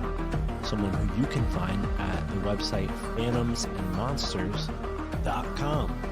And it's interesting because when I was first researching Lon through one of my favorite podcasts, the Higher Side Chats, shout out to Greg Carlwood. He's amazing. If you don't know about him, you better listen. You better become a Plus member. And while you're at it, support us on Patreon as well. We are on Patreon, and so is the Higher Side Chats, so you can get both in one place. Anyways, so when I was researching, I found Lon Strickler, listened to his interview, followed up with his websites, phantomsandmonsters.com. I don't know why I said .org, phantomsandmonsters.com. And then we have another link. And I don't think Lon made this website, but it's really cool. And I thought, who better to talk about this website with than my friend Andy Rouse from the Deep Share podcast. This is definitely a deep share. So I shared the website with him. I said, hey, go to www.newanimal.org and check out all these cryptids, man. I'm sure there's some on there you might not have heard of before. And sure enough, I was right. And we ended up talking about a bunch of stuff, from the sea monsters to the land monsters to the air monsters. Not really. Me and Lon talked about that. But yeah, it was a good conversation with both parties. You're about to listen to the extended outro with my friend Andy from the Deep Share podcast. But before we get to that, I just want to say today's show is sponsored by Truth Smacks. That's right. Truth Smacks is a trail mix with mind-opening potential. Not only is it packed with flavor, but it's packed with information. That's right. It's packed with knowledge. There are quotes all over the bag, okay? I have it right here in my hand. The greatest obstacle to discovery is not ignorance, it is the illusion of knowledge. That's a quote from Daniel Boorstin. Here's another. He does not sound like a bore, I should say. Here's another quote. The men we detest most violently are those who try to tell us the truth. That's a quote from H.L. Mencken. Think about that, folks. When you detest me, I'm just trying to tell you the truth. I'm just trying to tell you the truth. So don't detest me in the YouTube comments. Don't detest me in the Apple reviews. Leave us a good review. Leave us a nice, kind message. It helps the show. It helps us grow. And all we're trying to do is spread love and positivity. And if you're with that, you can sign up on the Patreon and magnify the positivity, not only in my life, but in yours. I think my life was extremely benefited when I began to support podcasts. It was a shift. It was a generous thing I could do to listen to some bonus content and support these shows and help them stay on the airwaves. And when I did that, I created some kind of karmic resonance that propelled me into exactly what I'm doing right now. So if you do the same by supporting our Patreon with no guarantees, the same might happen for you, whether it manifests itself as a podcast, or maybe you're the CEO of your company, or maybe you get, a new lease on life and you change your life, or whatever it is that you have going on. Who knows? For me, it's finding a new place to live. For you, it might be, finding a new car, finding a new job, finding a new relationship. But for me, it's about finding a new place to live right now. So I've been all over the map. Anyways, it would definitely help if you supported us on Patreon, and if you supported us on Rockfin, so we can upgrade and move into a place where I can have my own studio and there won't be a freaking furnace in the background that makes a bunch of noise during the episodes, and then I gotta edit it all out. Wow, what am I doing? I'm sounding like a little baby. Anyways, here we are in the My Family Thinks I'm Crazy podcast, in the zone. If you want to get in touch with me, hit me up on Telegram. We have a Telegram. It's amazing. There's people talking there. Some of the brightest minds on social media are in our Telegram. They're amazing. They're saying things that blow my mind every day, okay? If I had my phone on me, I would tell you those things, but I don't. Here it is. Okay. Telegram. Karen posted a video about Elon Musk, and I found out some really bad things about Elon Musk. Elon Musk is up to no good. Very bad boy. Very, very bad boy. Karen also posted Truckers of America. So people are just posting stuff. Highest level of secret societies. Wow, Karen is flaming the chats with knowledge. Joe Rizzo joined the chat. Shout out to you. Chad Warren up in the chat. Shout out to you, dude. It's the weekend. People are chatting. People are getting together. And if you like the camaraderie on the show, sign up for the Patreon. Every month we do a Patreon meetup.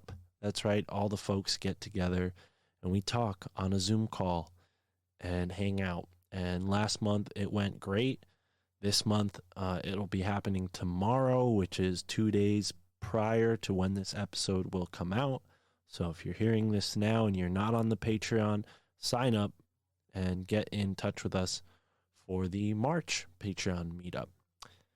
Anyways, here we are, 2022, on to the extended outro with Andy Rouse. Thank you for listening.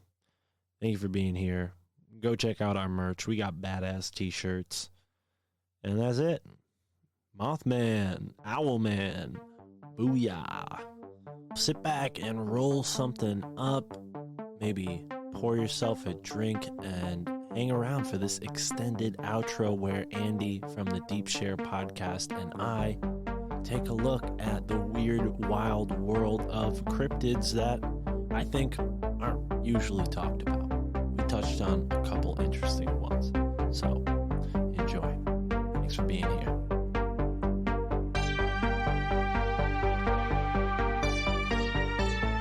Hey, what's up, Andy? How you doing, brother?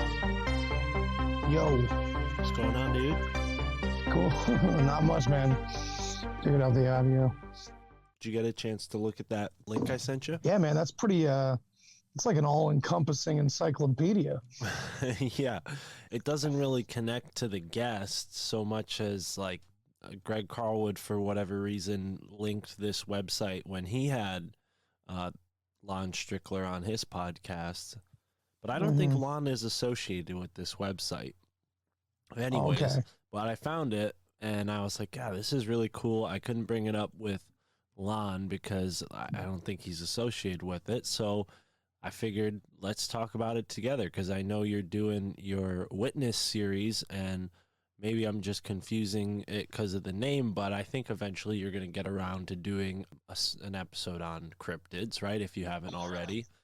Yeah, because I find that there's too many parallels, man. I mean, you know, even though there's plenty of examples that don't seem very psychedelic or psychic or, you know, otherworldly necessarily, it's still high strangeness, you know, and it's all consciousness. Right. It's funny also, it seems like people who have these experiences, it tends to be what brings them into a new way of seeing the world. It's much rarer that you find someone who maybe is familiar with this realm that then goes and has a sighting. I mean, I don't know if you've had any paranormal experiences yourself, but I haven't. I came from it from the pure like armchair perspective. Yeah, I actually have had an encounter that, looking back at it, I've like kind of decided that it was something of high strangeness. My initial reaction was that it might have been a bear, but as time went on, this was years ago. I and as remember time you went talked on, about this the first time we talked, right? This yeah, at this sort of haunted place out there in Mass.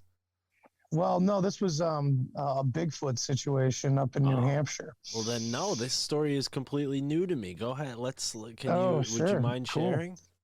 Yeah, no, by all means. Yeah, I actually was honored to share this story years ago on Wes Germer's podcast, Sasquatch Chronicles. No way. And, do you know what episode number that was? Dude, I wish I remembered. And I'm gonna look it up. I could go back and look, and it's funny because Wes always has awesome names for his episodes. So you can't just kind of jump in and find a name or anything necessarily, A lot of time it's like dad and son have a run-in or whatever. Right. But yeah, so anyway, weeks had gone by and I started to look back at this experience I had, and I started to look at it in a whole new way after starting to listen to Wes's show and a couple other shows, all, having to do with cryptids and stuff like that. I started to link up certain aspects of my experience with a lot of repetitive things I kept hearing over and over again. This weird connection between flying orbs and Bigfoot. And I just so happened to have similar experiences to that in the same night out in the woods. And I hadn't connected it before that. So what happened was a friend and I were up hiking a mountain, and we usually start in the evening, and we would make camp, a mile into our hike, and then do the bigger part of our hike early morning and the rest of the weekend. So we get up at about probably 1,000 to 1,500 feet above sea level, not too high up or anything, but we're starting to gain some elevation, and we catch something following us for quite a while. My friend said something to me. We had both noticed it earlier, and we kept seeing eyes. We kept seeing, hearing breaking of sticks, and some sort of pitter patter out in the wilderness. So we're like, okay, something's on the trail or near us, and we're thinking it might be a black bear, because around that time of year, they like to follow hikers around New England. They don't really get too aggressive, but they get pretty close sometimes. So we're thinking this must be a black bear. So we keep moving, and about a mile later, my friend stops, and he said, it cut us off, dude. It came up the other trail, and it cut us off, and now it's in front of us. So this, whatever it was making a ton of noise about 50 feet ahead of us. So we walked slowly but surely, thinking maybe it's out in the woods and the trail will kind of spiral away. But instead, it led right to where this thing was. And whatever it was stood up, or was crouching and stood up, or was on all fours and got to two legs, one or the other, but it was too dark to tell. And we didn't have our headlamps out yet, but it was just too dark to really make anything out, of course. And it was behind quite a big birch tree, one of those white birch trees that we have around here. And my buddy's first reaction, stupid, stoned, was to make loud ape noises at it. He started just going, ooh, ooh, ooh, like that. And that's what made whatever it was furious. And it roared at us.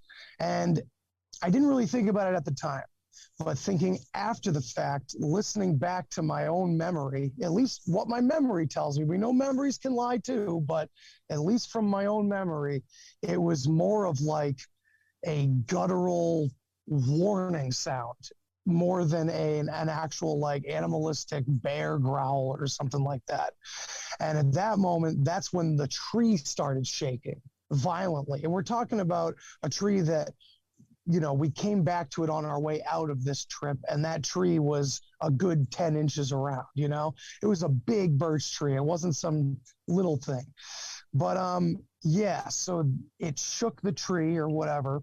And then both of us had weapons in our hands. We both had our hunting knives in our hands, and we just decided to scream as loud as we could. We gave it our best death metal groans, and whatever it was slowly backed up and moved away. From my perspective, I couldn't see it drop back down on all fours or anything like that. I just saw it slowly fade into gray, and I couldn't see anything. We ended up sleeping on a cliff that night with a fire behind us, facing the woods, because my friend and I were pretty terrified at that point. And yeah, we just thought it was a bear. And then, yeah, looking back, hindsight, the tree was huge that it was quote unquote shaking. And I just don't understand how a bear even could have managed to do that. The sound it made and the height of it. This thing was standing at a certain height with the brush around it and next to this tree, and it would have made it at least like 7 or 8 feet tall. And the bears around our parts, they might be able to touch 7 feet. I don't know. I mean, that's really pushing it for a New England black bear, you know? But I mean, it could be a flight of fancy, but oddly enough, that same night, two encounters with flying orbs. The first one was when we initially arrived at the state park where we go hiking, and we pulled into the parking lot. Right as we were pulling into the parking lot, I saw this massive light. And I pointed out to the driver, my friend, and he said, well, it's the parking lot. We're basically here. And I was like, oh, okay. And we just forgot about it. I thought it was a big, parking lot light. So we pulled in. We parked, we got our stuff together, we got out of the car, stretched, and I'm walking around the area and I realized there's no lights anywhere.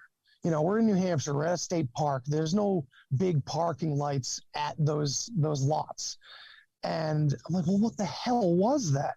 And then sure enough, at the end of the trip, on our way back out of the woods, nearing dusk, we both saw a similar thing in the sky, just blatantly there, past the trees, right around the same parking lot.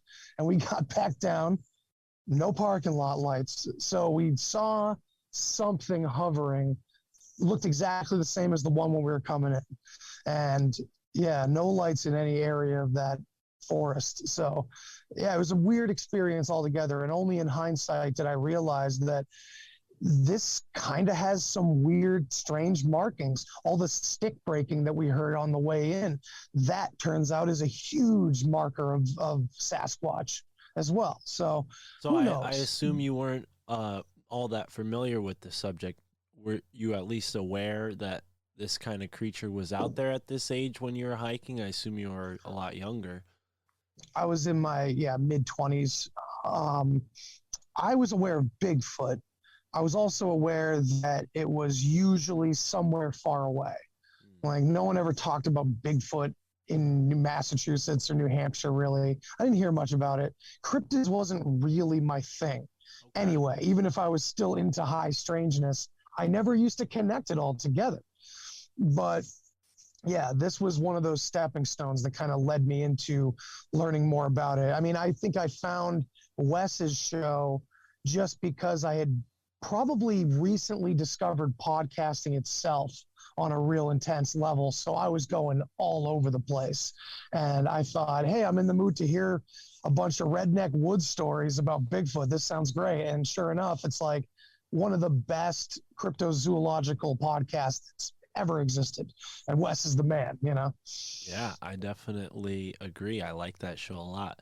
So yeah, for me, it's definitely, I feel like I'd be biased going into the woods because I'm almost hoping to run across one of those beings, which I hope wouldn't defeat my intentions. But on the topic of orbs and Sasquatch being related, I've heard this multiple times, even from a past guest, someone who joined us. His name is Seb Bland. He's like an astral projector, and he's had a lot of different strange astral experiences that might lead you to think that Sasquatch is much more intelligent and aware than most people would assume when they hear or see the typical stories about it. But I wonder if maybe the orb is like a soul projection of the Sasquatch, and it can kind of like see what's going on and then like return its consciousness back into itself. But when it's like flying around, it like emanates this light.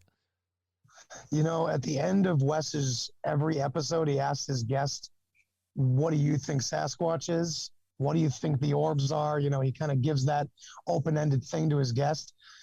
I would love to hear a response to that like you just gave to the orbs, because that is a great idea.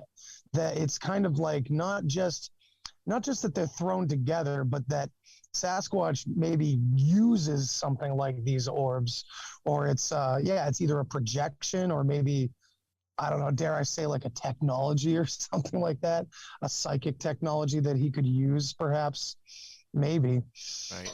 I mean, especially when we have so many theories about Bigfoot being like more than just a hominid out in the woods, you know, all these different ideas of interdimensional Bigfoot, or, you know, there's many different ideas about it. I hear Nephilim a lot randomly from a lot of the people on Sasquatch shows, just kind of making those big leaps of connection. But I mean, who knows?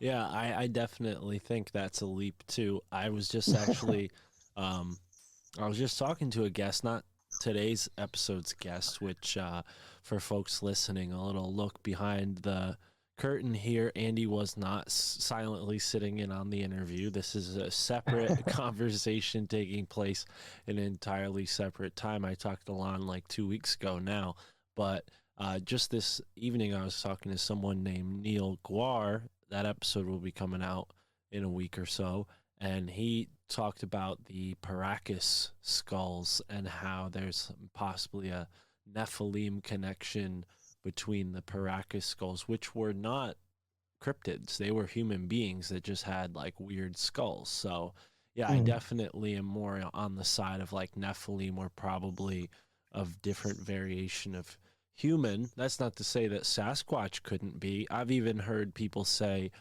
there used to be a sort of practice among certain tribes that, you know, a men of certain age would go out and become like a wild man for a couple years and just live in the forest. I've heard some researchers say, well, what if it's just a bunch of wild men that never returned? You know, I mean, I don't know. It's a little out there, but there's definitely a plethora of explanations for Bigfoot. It kind of sounds like what happens with the Amish kids, right? That they go off into the city life, and right. sometimes they don't go back. Yeah, like the opposite of that. Yeah, and it's interesting too, because the site you showed me, there's, you know, what an incredible encyclopedia of all the different cryptids that are talked about, and there's so many crossovers. The wild man being one of them. That, you know, I looked at that website pretty deeply into like Dogman and werewolves and the Beast of Bray Road and the wild men of both Europe and East Asia, and there's all these super crossovers. I mean, there's like 6 Bigfoots on that list without saying it, you know what I mean? Yeah, but it's by not that it's name. Yeah, it's not necessarily that anything's being copied. It's just that these are different regions of the world talking about a similar experience. So whatever's going on, maybe on a psychic level, also on a physical level, it's on all these levels perhaps at once, you know? Yeah, well, I mean, an example, and we're talking about newanimal.org, which is kind of like a cryptid zoo, is what it's titled on the top of the website. But to add to the wild man thing, we have one example, which I doubt many people have heard of, but the Mapinguari, a hairy biped reported from the Amazon rainforest. Of course, the Amazon rainforest has its own Bigfoot. Why wouldn't it? It's the biggest rainforest in the world. But yeah, I mean, just sheds light on what you're saying, how there's just so many different ones. Now, the Beast of Bray Road, this is one that I think I've heard a couple podcasts tackle it as a separate topic in and of itself. But when you hear that Beast of Bray Road, you're thinking like, could this be, you know, some kind of like werewolf or something, right? And it is. It's kind of like it's like a mix between a werewolf and a Bigfoot. It's like, it's kind of debated what it really is, but there's sort of a like another oddity is, you'd assume that these beings live in places where there's vast wilderness. United Kingdom is a pretty small place, not saying that there aren't vast rural expanses, but it's just, if we're going to do probabilities here, you'd be more suspicious possibly of a case like this, but happened, I think, in not too long ago even. And Right. yeah, what did you find when you looked into the Beasts of Bray Road? Anything? So I had always heard from other podcasts as well that kind of covered it in a fun way. It's like a spooky tale about a werewolf type creature. But again, I find so many crossovers with, and this was in Wisconsin. It happened in, like, I believe the 70s, right? Was that what it is? You're right. I'm totally wrong here. I hear Bray Road, and for whatever reason, I'm confusing it with something that happened in the UK. So yeah, this is in Wisconsin. So let me just reverse the tape and take back everything I just said before. Take it away, Andy. It's all good. I just brushed up when you sent me that link. I was looking through all the different ones, and so I just brushed up on it. So it was definitely an American thing, and it's fun to look at the region too, because not too far away you have a lot of dogman sightings, and but they happen everywhere. So it's weird. Like, even our own New England has the Bridgewater Triangle, and the Bridgewater Triangle has had dogman and Sasquatch sightings, and it's weird. It's hard to discern, like, how much of it we should be lumping together and how many of these things could be individual, separate from one another. It's a really hard challenge when we're going mostly on anecdotal evidence from direct experiences that we don't have, evidence to objectively look at third party, So it's hard to say how many of these sightings could be repeats of another thing close by. And then you can also take it even a step further to look at all the cave systems in a lot of the areas where a lot of these cryptids are kind of found, and a lot of creepiness that goes on with all the mammoth cave systems. It's crazy how it's all kind of connected, and you can follow these maps together overlaid, and it's pretty creepy. Yeah. I think I've even heard stories of like goblins over there near those caves. Yeah, definitely goblins, and I think I heard this kind of amidst the missing 411 material, that along with those mammoth cave maps, you can also overlay like missing persons, and it's astronomical how well they line up. So something real weird is going on with those areas in particular. And if you look, there's a lot of hotspots in those cave areas that are hotspots for cryptids. Yeah. So to back up my retracted statement about how weird the UK is for all our UK listeners, I asked you to tell me, like, maybe one of these that you haven't heard of before. So the one I haven't heard of before is something called the Doyarchu, and there might be a more Irish way to say that, but what it is a water dog or an Irish crocodile. It's an animal that's about the size of a crocodile or a big dog, but resembles a cross between a dog and an otter. It is almost always described as black in color. It either has a sleek black fur that fits very snugly to the body, or it has smooth, slimy black skin with no fur at all. A few individuals are described as having one or more patches of white on them. But yeah, I mean, with the water animals, it's always even like a even more element of mystery because they're seemingly right there. You can't see them, yet for those few daring enough to swim, let's say in Loch Ness or something like that, it's like, if that creature really is there, do you want to be the one to dive in and find it? Right. Yeah, there's so many different areas of the world that have these terrifying water tales, and the ocean's so frightening as it is because we know so little about it. And yeah, that was one of the ones that I focused in on was the Kraken. Mm. And then what I didn't realize was there were so many different links that I could click for monsters that were so similar to the Kraken, but separate stories again. And a lot of them reflected an octopus or a serpent rather than a squid, you know. And so far, we've only found evidence of a colossal squid to be anything close to these, you know, mythic beasts. But something out there, there's reports of tentacles longer than, you know, ships that were 90 feet long, you know, and it's just terrifying to think how precise these sailors had to be, but how, you know, wildly exaggerated these claims have been taken from them. You know, people don't take these men seriously as soon as they say something ridiculous, right? Wow. Yeah, and kudos to those Japanese scientists that actually proved the giant squid's existence, because for the longest time it was considered a cryptid. Now we know it's a real actual animal, and who knows, maybe it has a bigger cousin that likes to get close to the surface, charge up from the sun, and knock out some some ships, you know, an armada. Yeah, man, because that one that they were trolling or, you know, baiting, that they finally had footage of, I think like one of its tentacles came off in that situation after it got away, and the tentacle was 18 feet long.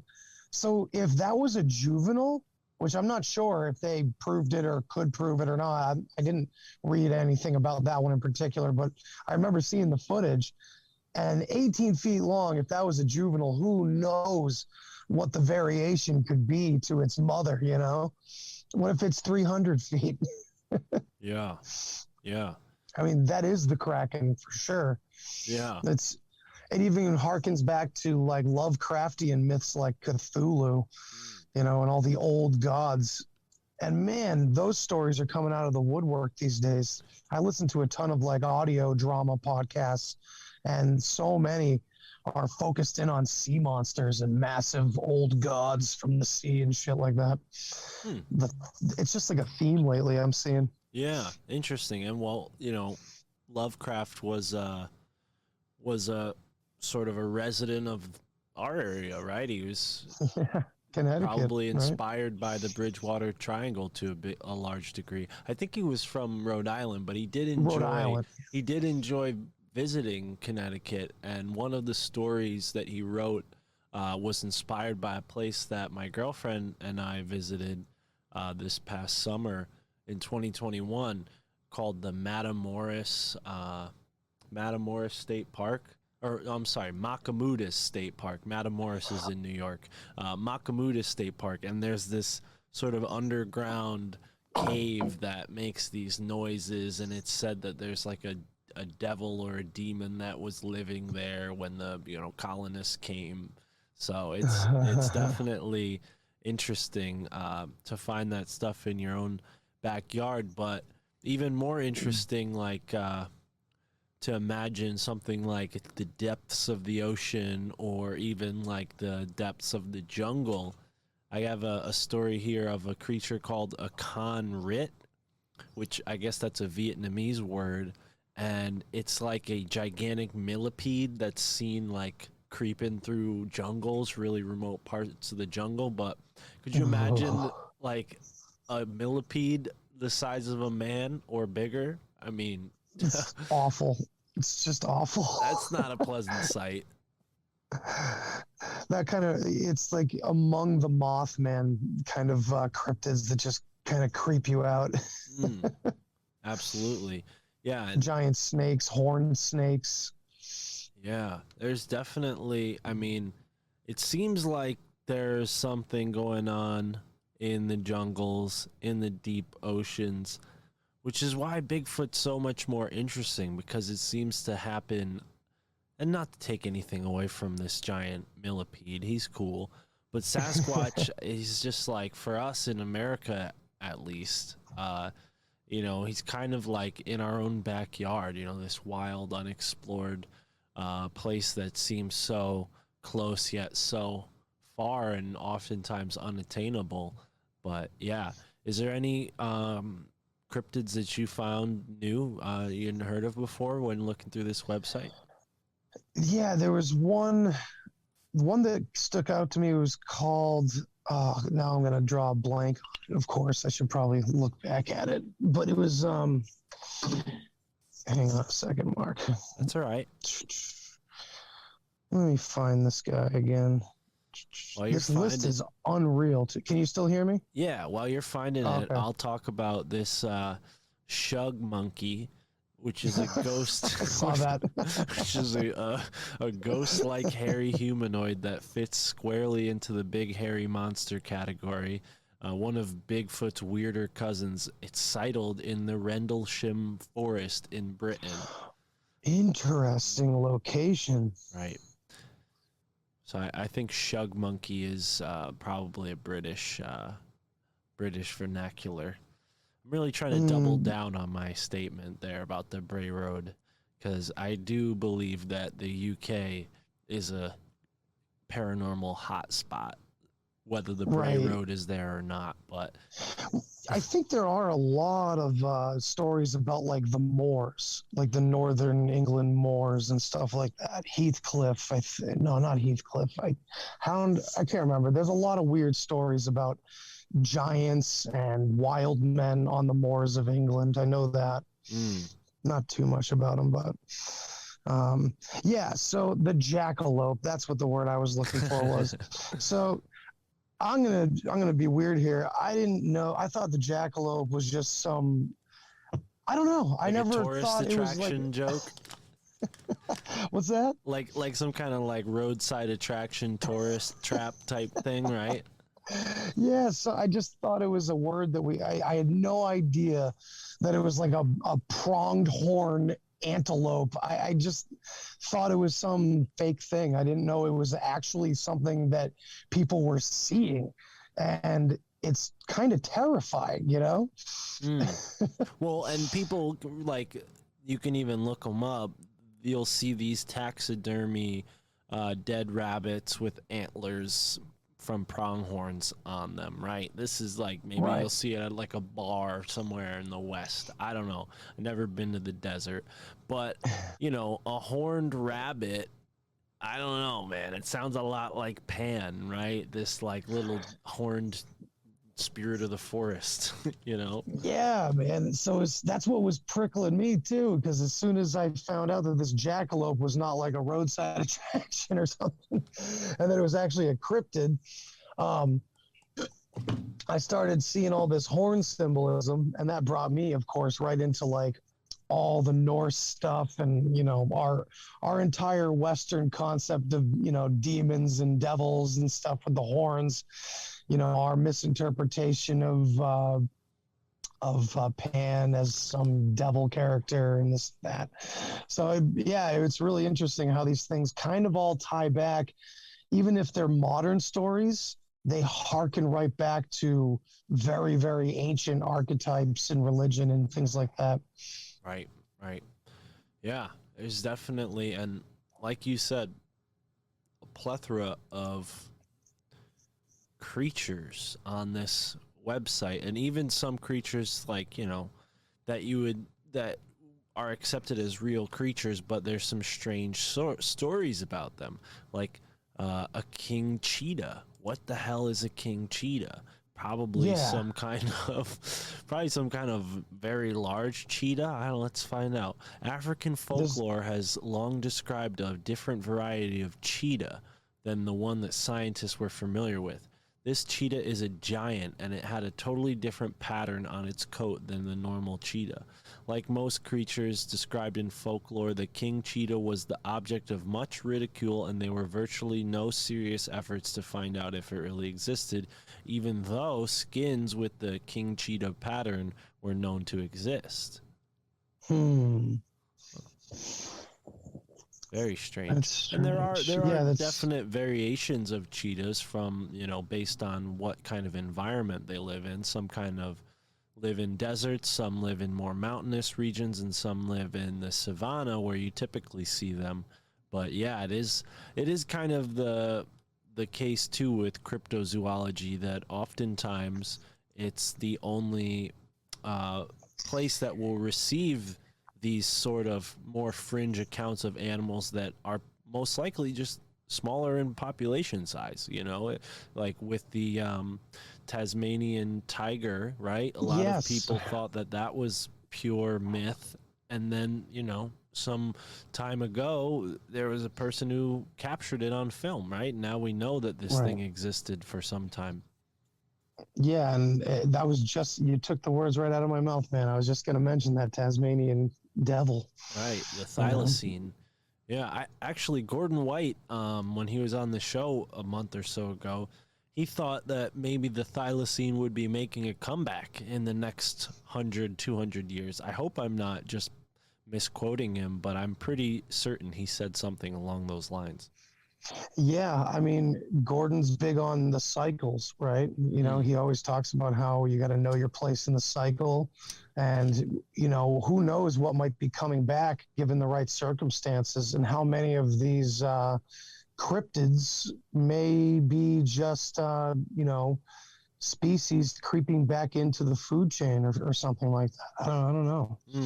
Especially with all the hairy man, wild man beasts that we see in just the United States alone. Specifically, you got all the Bigfoot stories and all the Dogman stories. That's, I'd say, the biggest two you get, and there's variations of both of those. It's really interesting that there has to be something out there on a physical level, of course, but beyond that, with the connection to the orbs and other mysterious happenings around these situations, I don't know. Who knows how much consciousness plays into that, Well, and that kind of begs the question that I think we can wrap up on, and I want to pose this question to you. I think Lon did a good job of answering it, but given what folks like Gordon talk about with the cycles, do you think these creatures are inherently connected to like some kind of interdimensional nature of reality itself, and that's why they're seemingly present for some people and not present for others, or even present at some time periods and not present in others? I mean, dragons are a good example of that. There's all this cultural knowledge and record of dragons, and now it doesn't seem like there's much to do with dragons. But yeah, what are your thoughts? Is it multi-dimensional? Is it just natural and it's just on the fringes of biology, or do you think there's something supernatural to it? That's my favorite part about this, that like the supernatural parts sometimes turn out to be so down to earth, and it, Occam's razors turns out to be the explanation a lot of times. But at the same time as that's happening, it also seems like a lot of these cryptids, and we can include aliens and UFOs and a lot of other, we can kind of broaden the spectrum, and I like to put it in the category of the other, in a kind of transcendental sense, in the way that we talk about this, desperation in consciousness at its roots to find the other and seek this, this outside perspective, it seems. I mean, this goes really deep, but I mean, we're talking about the nature of consciousness and the nature of self and self-discovery, and how, there always seems to be this outside perspective, or this other that we're looking for, or that always feels present, but that we can never really put our finger on. And I would say this could even extend all the way into, religious or spiritual views on things, angels and seeing possession and all kinds of things, experiences with God, all the way to the burning bush, man. all the way around. So in a way, I think it absolutely has to be interdimensional, because I think we exist as people, and this world exists, and reality is happening on so many different dimensional levels that many different things are true, even if, they don't line up. They're in different levels of reality, if that makes any sense. Absolutely. Yeah, I think that it's definitely, again, it's in line synchronistically enough with a lot of the things I talked about with Neil.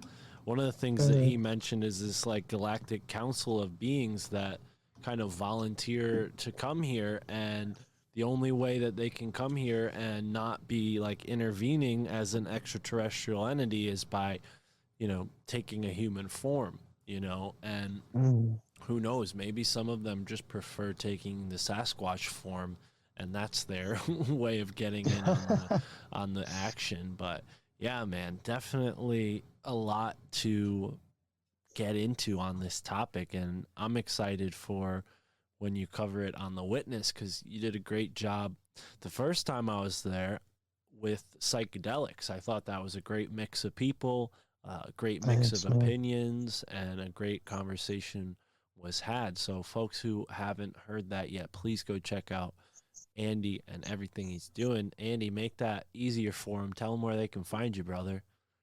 Absolutely, man. Thank you so much for having me on again. And yeah, you'll be on The Witness again for sure.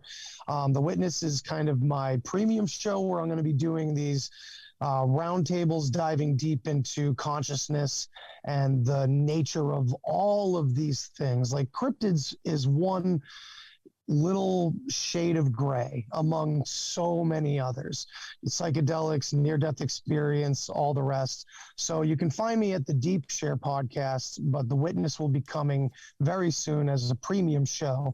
And I hope you guys want to check it out, because I think it's going to be where the deeper, weirder conversations are happening for sure. The Deep Share, I kind of go all over the place. I'll talk about missing history or politics or whatever. But this is kind of where I want to hone in and talk really about what got me into this game and still has me completely freaked out and completely bewildered, which is the experience of consciousness itself and what that entails. So, boom. Yeah. And for folks who are with us, who are in line with our perspectives, or maybe new to a lot of these perspectives and they like reading, stay tuned, because Andy and I are working on a new project, which maybe we can tell them a little bit about. You hit me with the idea, so do you want to explain to the folks what you have in mind, what we're going to be doing for now once a month? Maybe if there's a demand, we'll do it more often, but we'll start with once a month to tell them what we're going to do. Sure, man. So I think at first we're just kind of going to frame it as, a book review kind of thing, where both of us bring a book to the table. We tell the audience about it. We tell each other about it.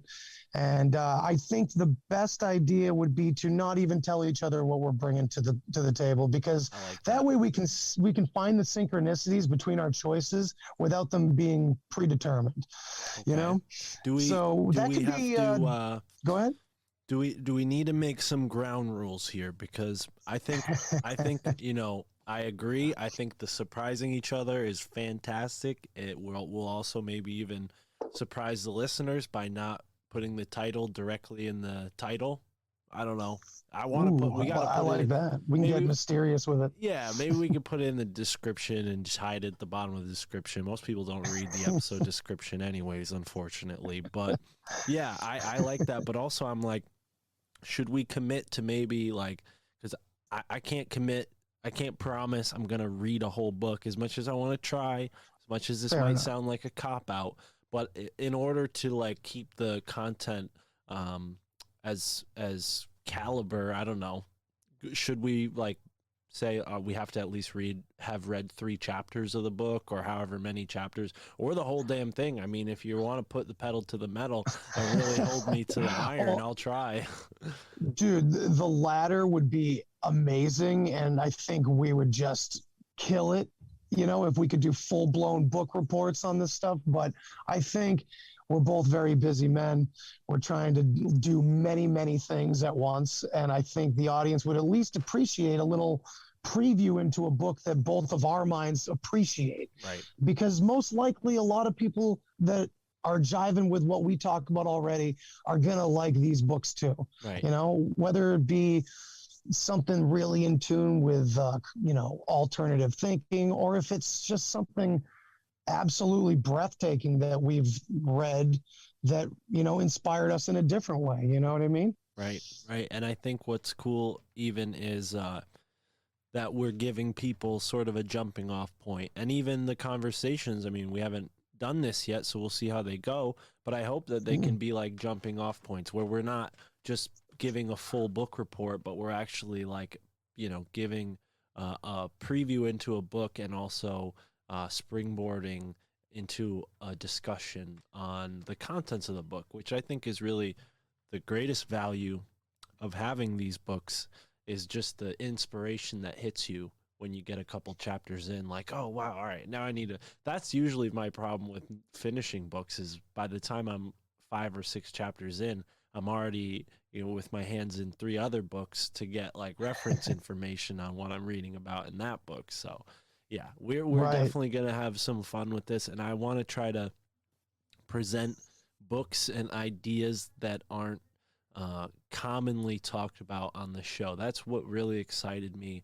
about your proposition, because there are definitely books that, given the time they came out, maybe the author's not around anymore to interview, or just the topic is undercovered. It's not really covered as well as it should be. So yeah, I'm excited to see what happens next with that. And yeah, I think we'll at least put the first one out for free as a swap cast, but we'll talk, as time goes on, how we're going to do it, whether it's going to be a paywall show or not. Because like I said, and you said, we're both busy guys, and we definitely want to put out quality content, and I'm not trying to bribe the audience, but hey guys, I'm putting higher quality content out there day after day. If you want it to keep up, you got to give something back in return. And the same goes for Andy as well. Am I right?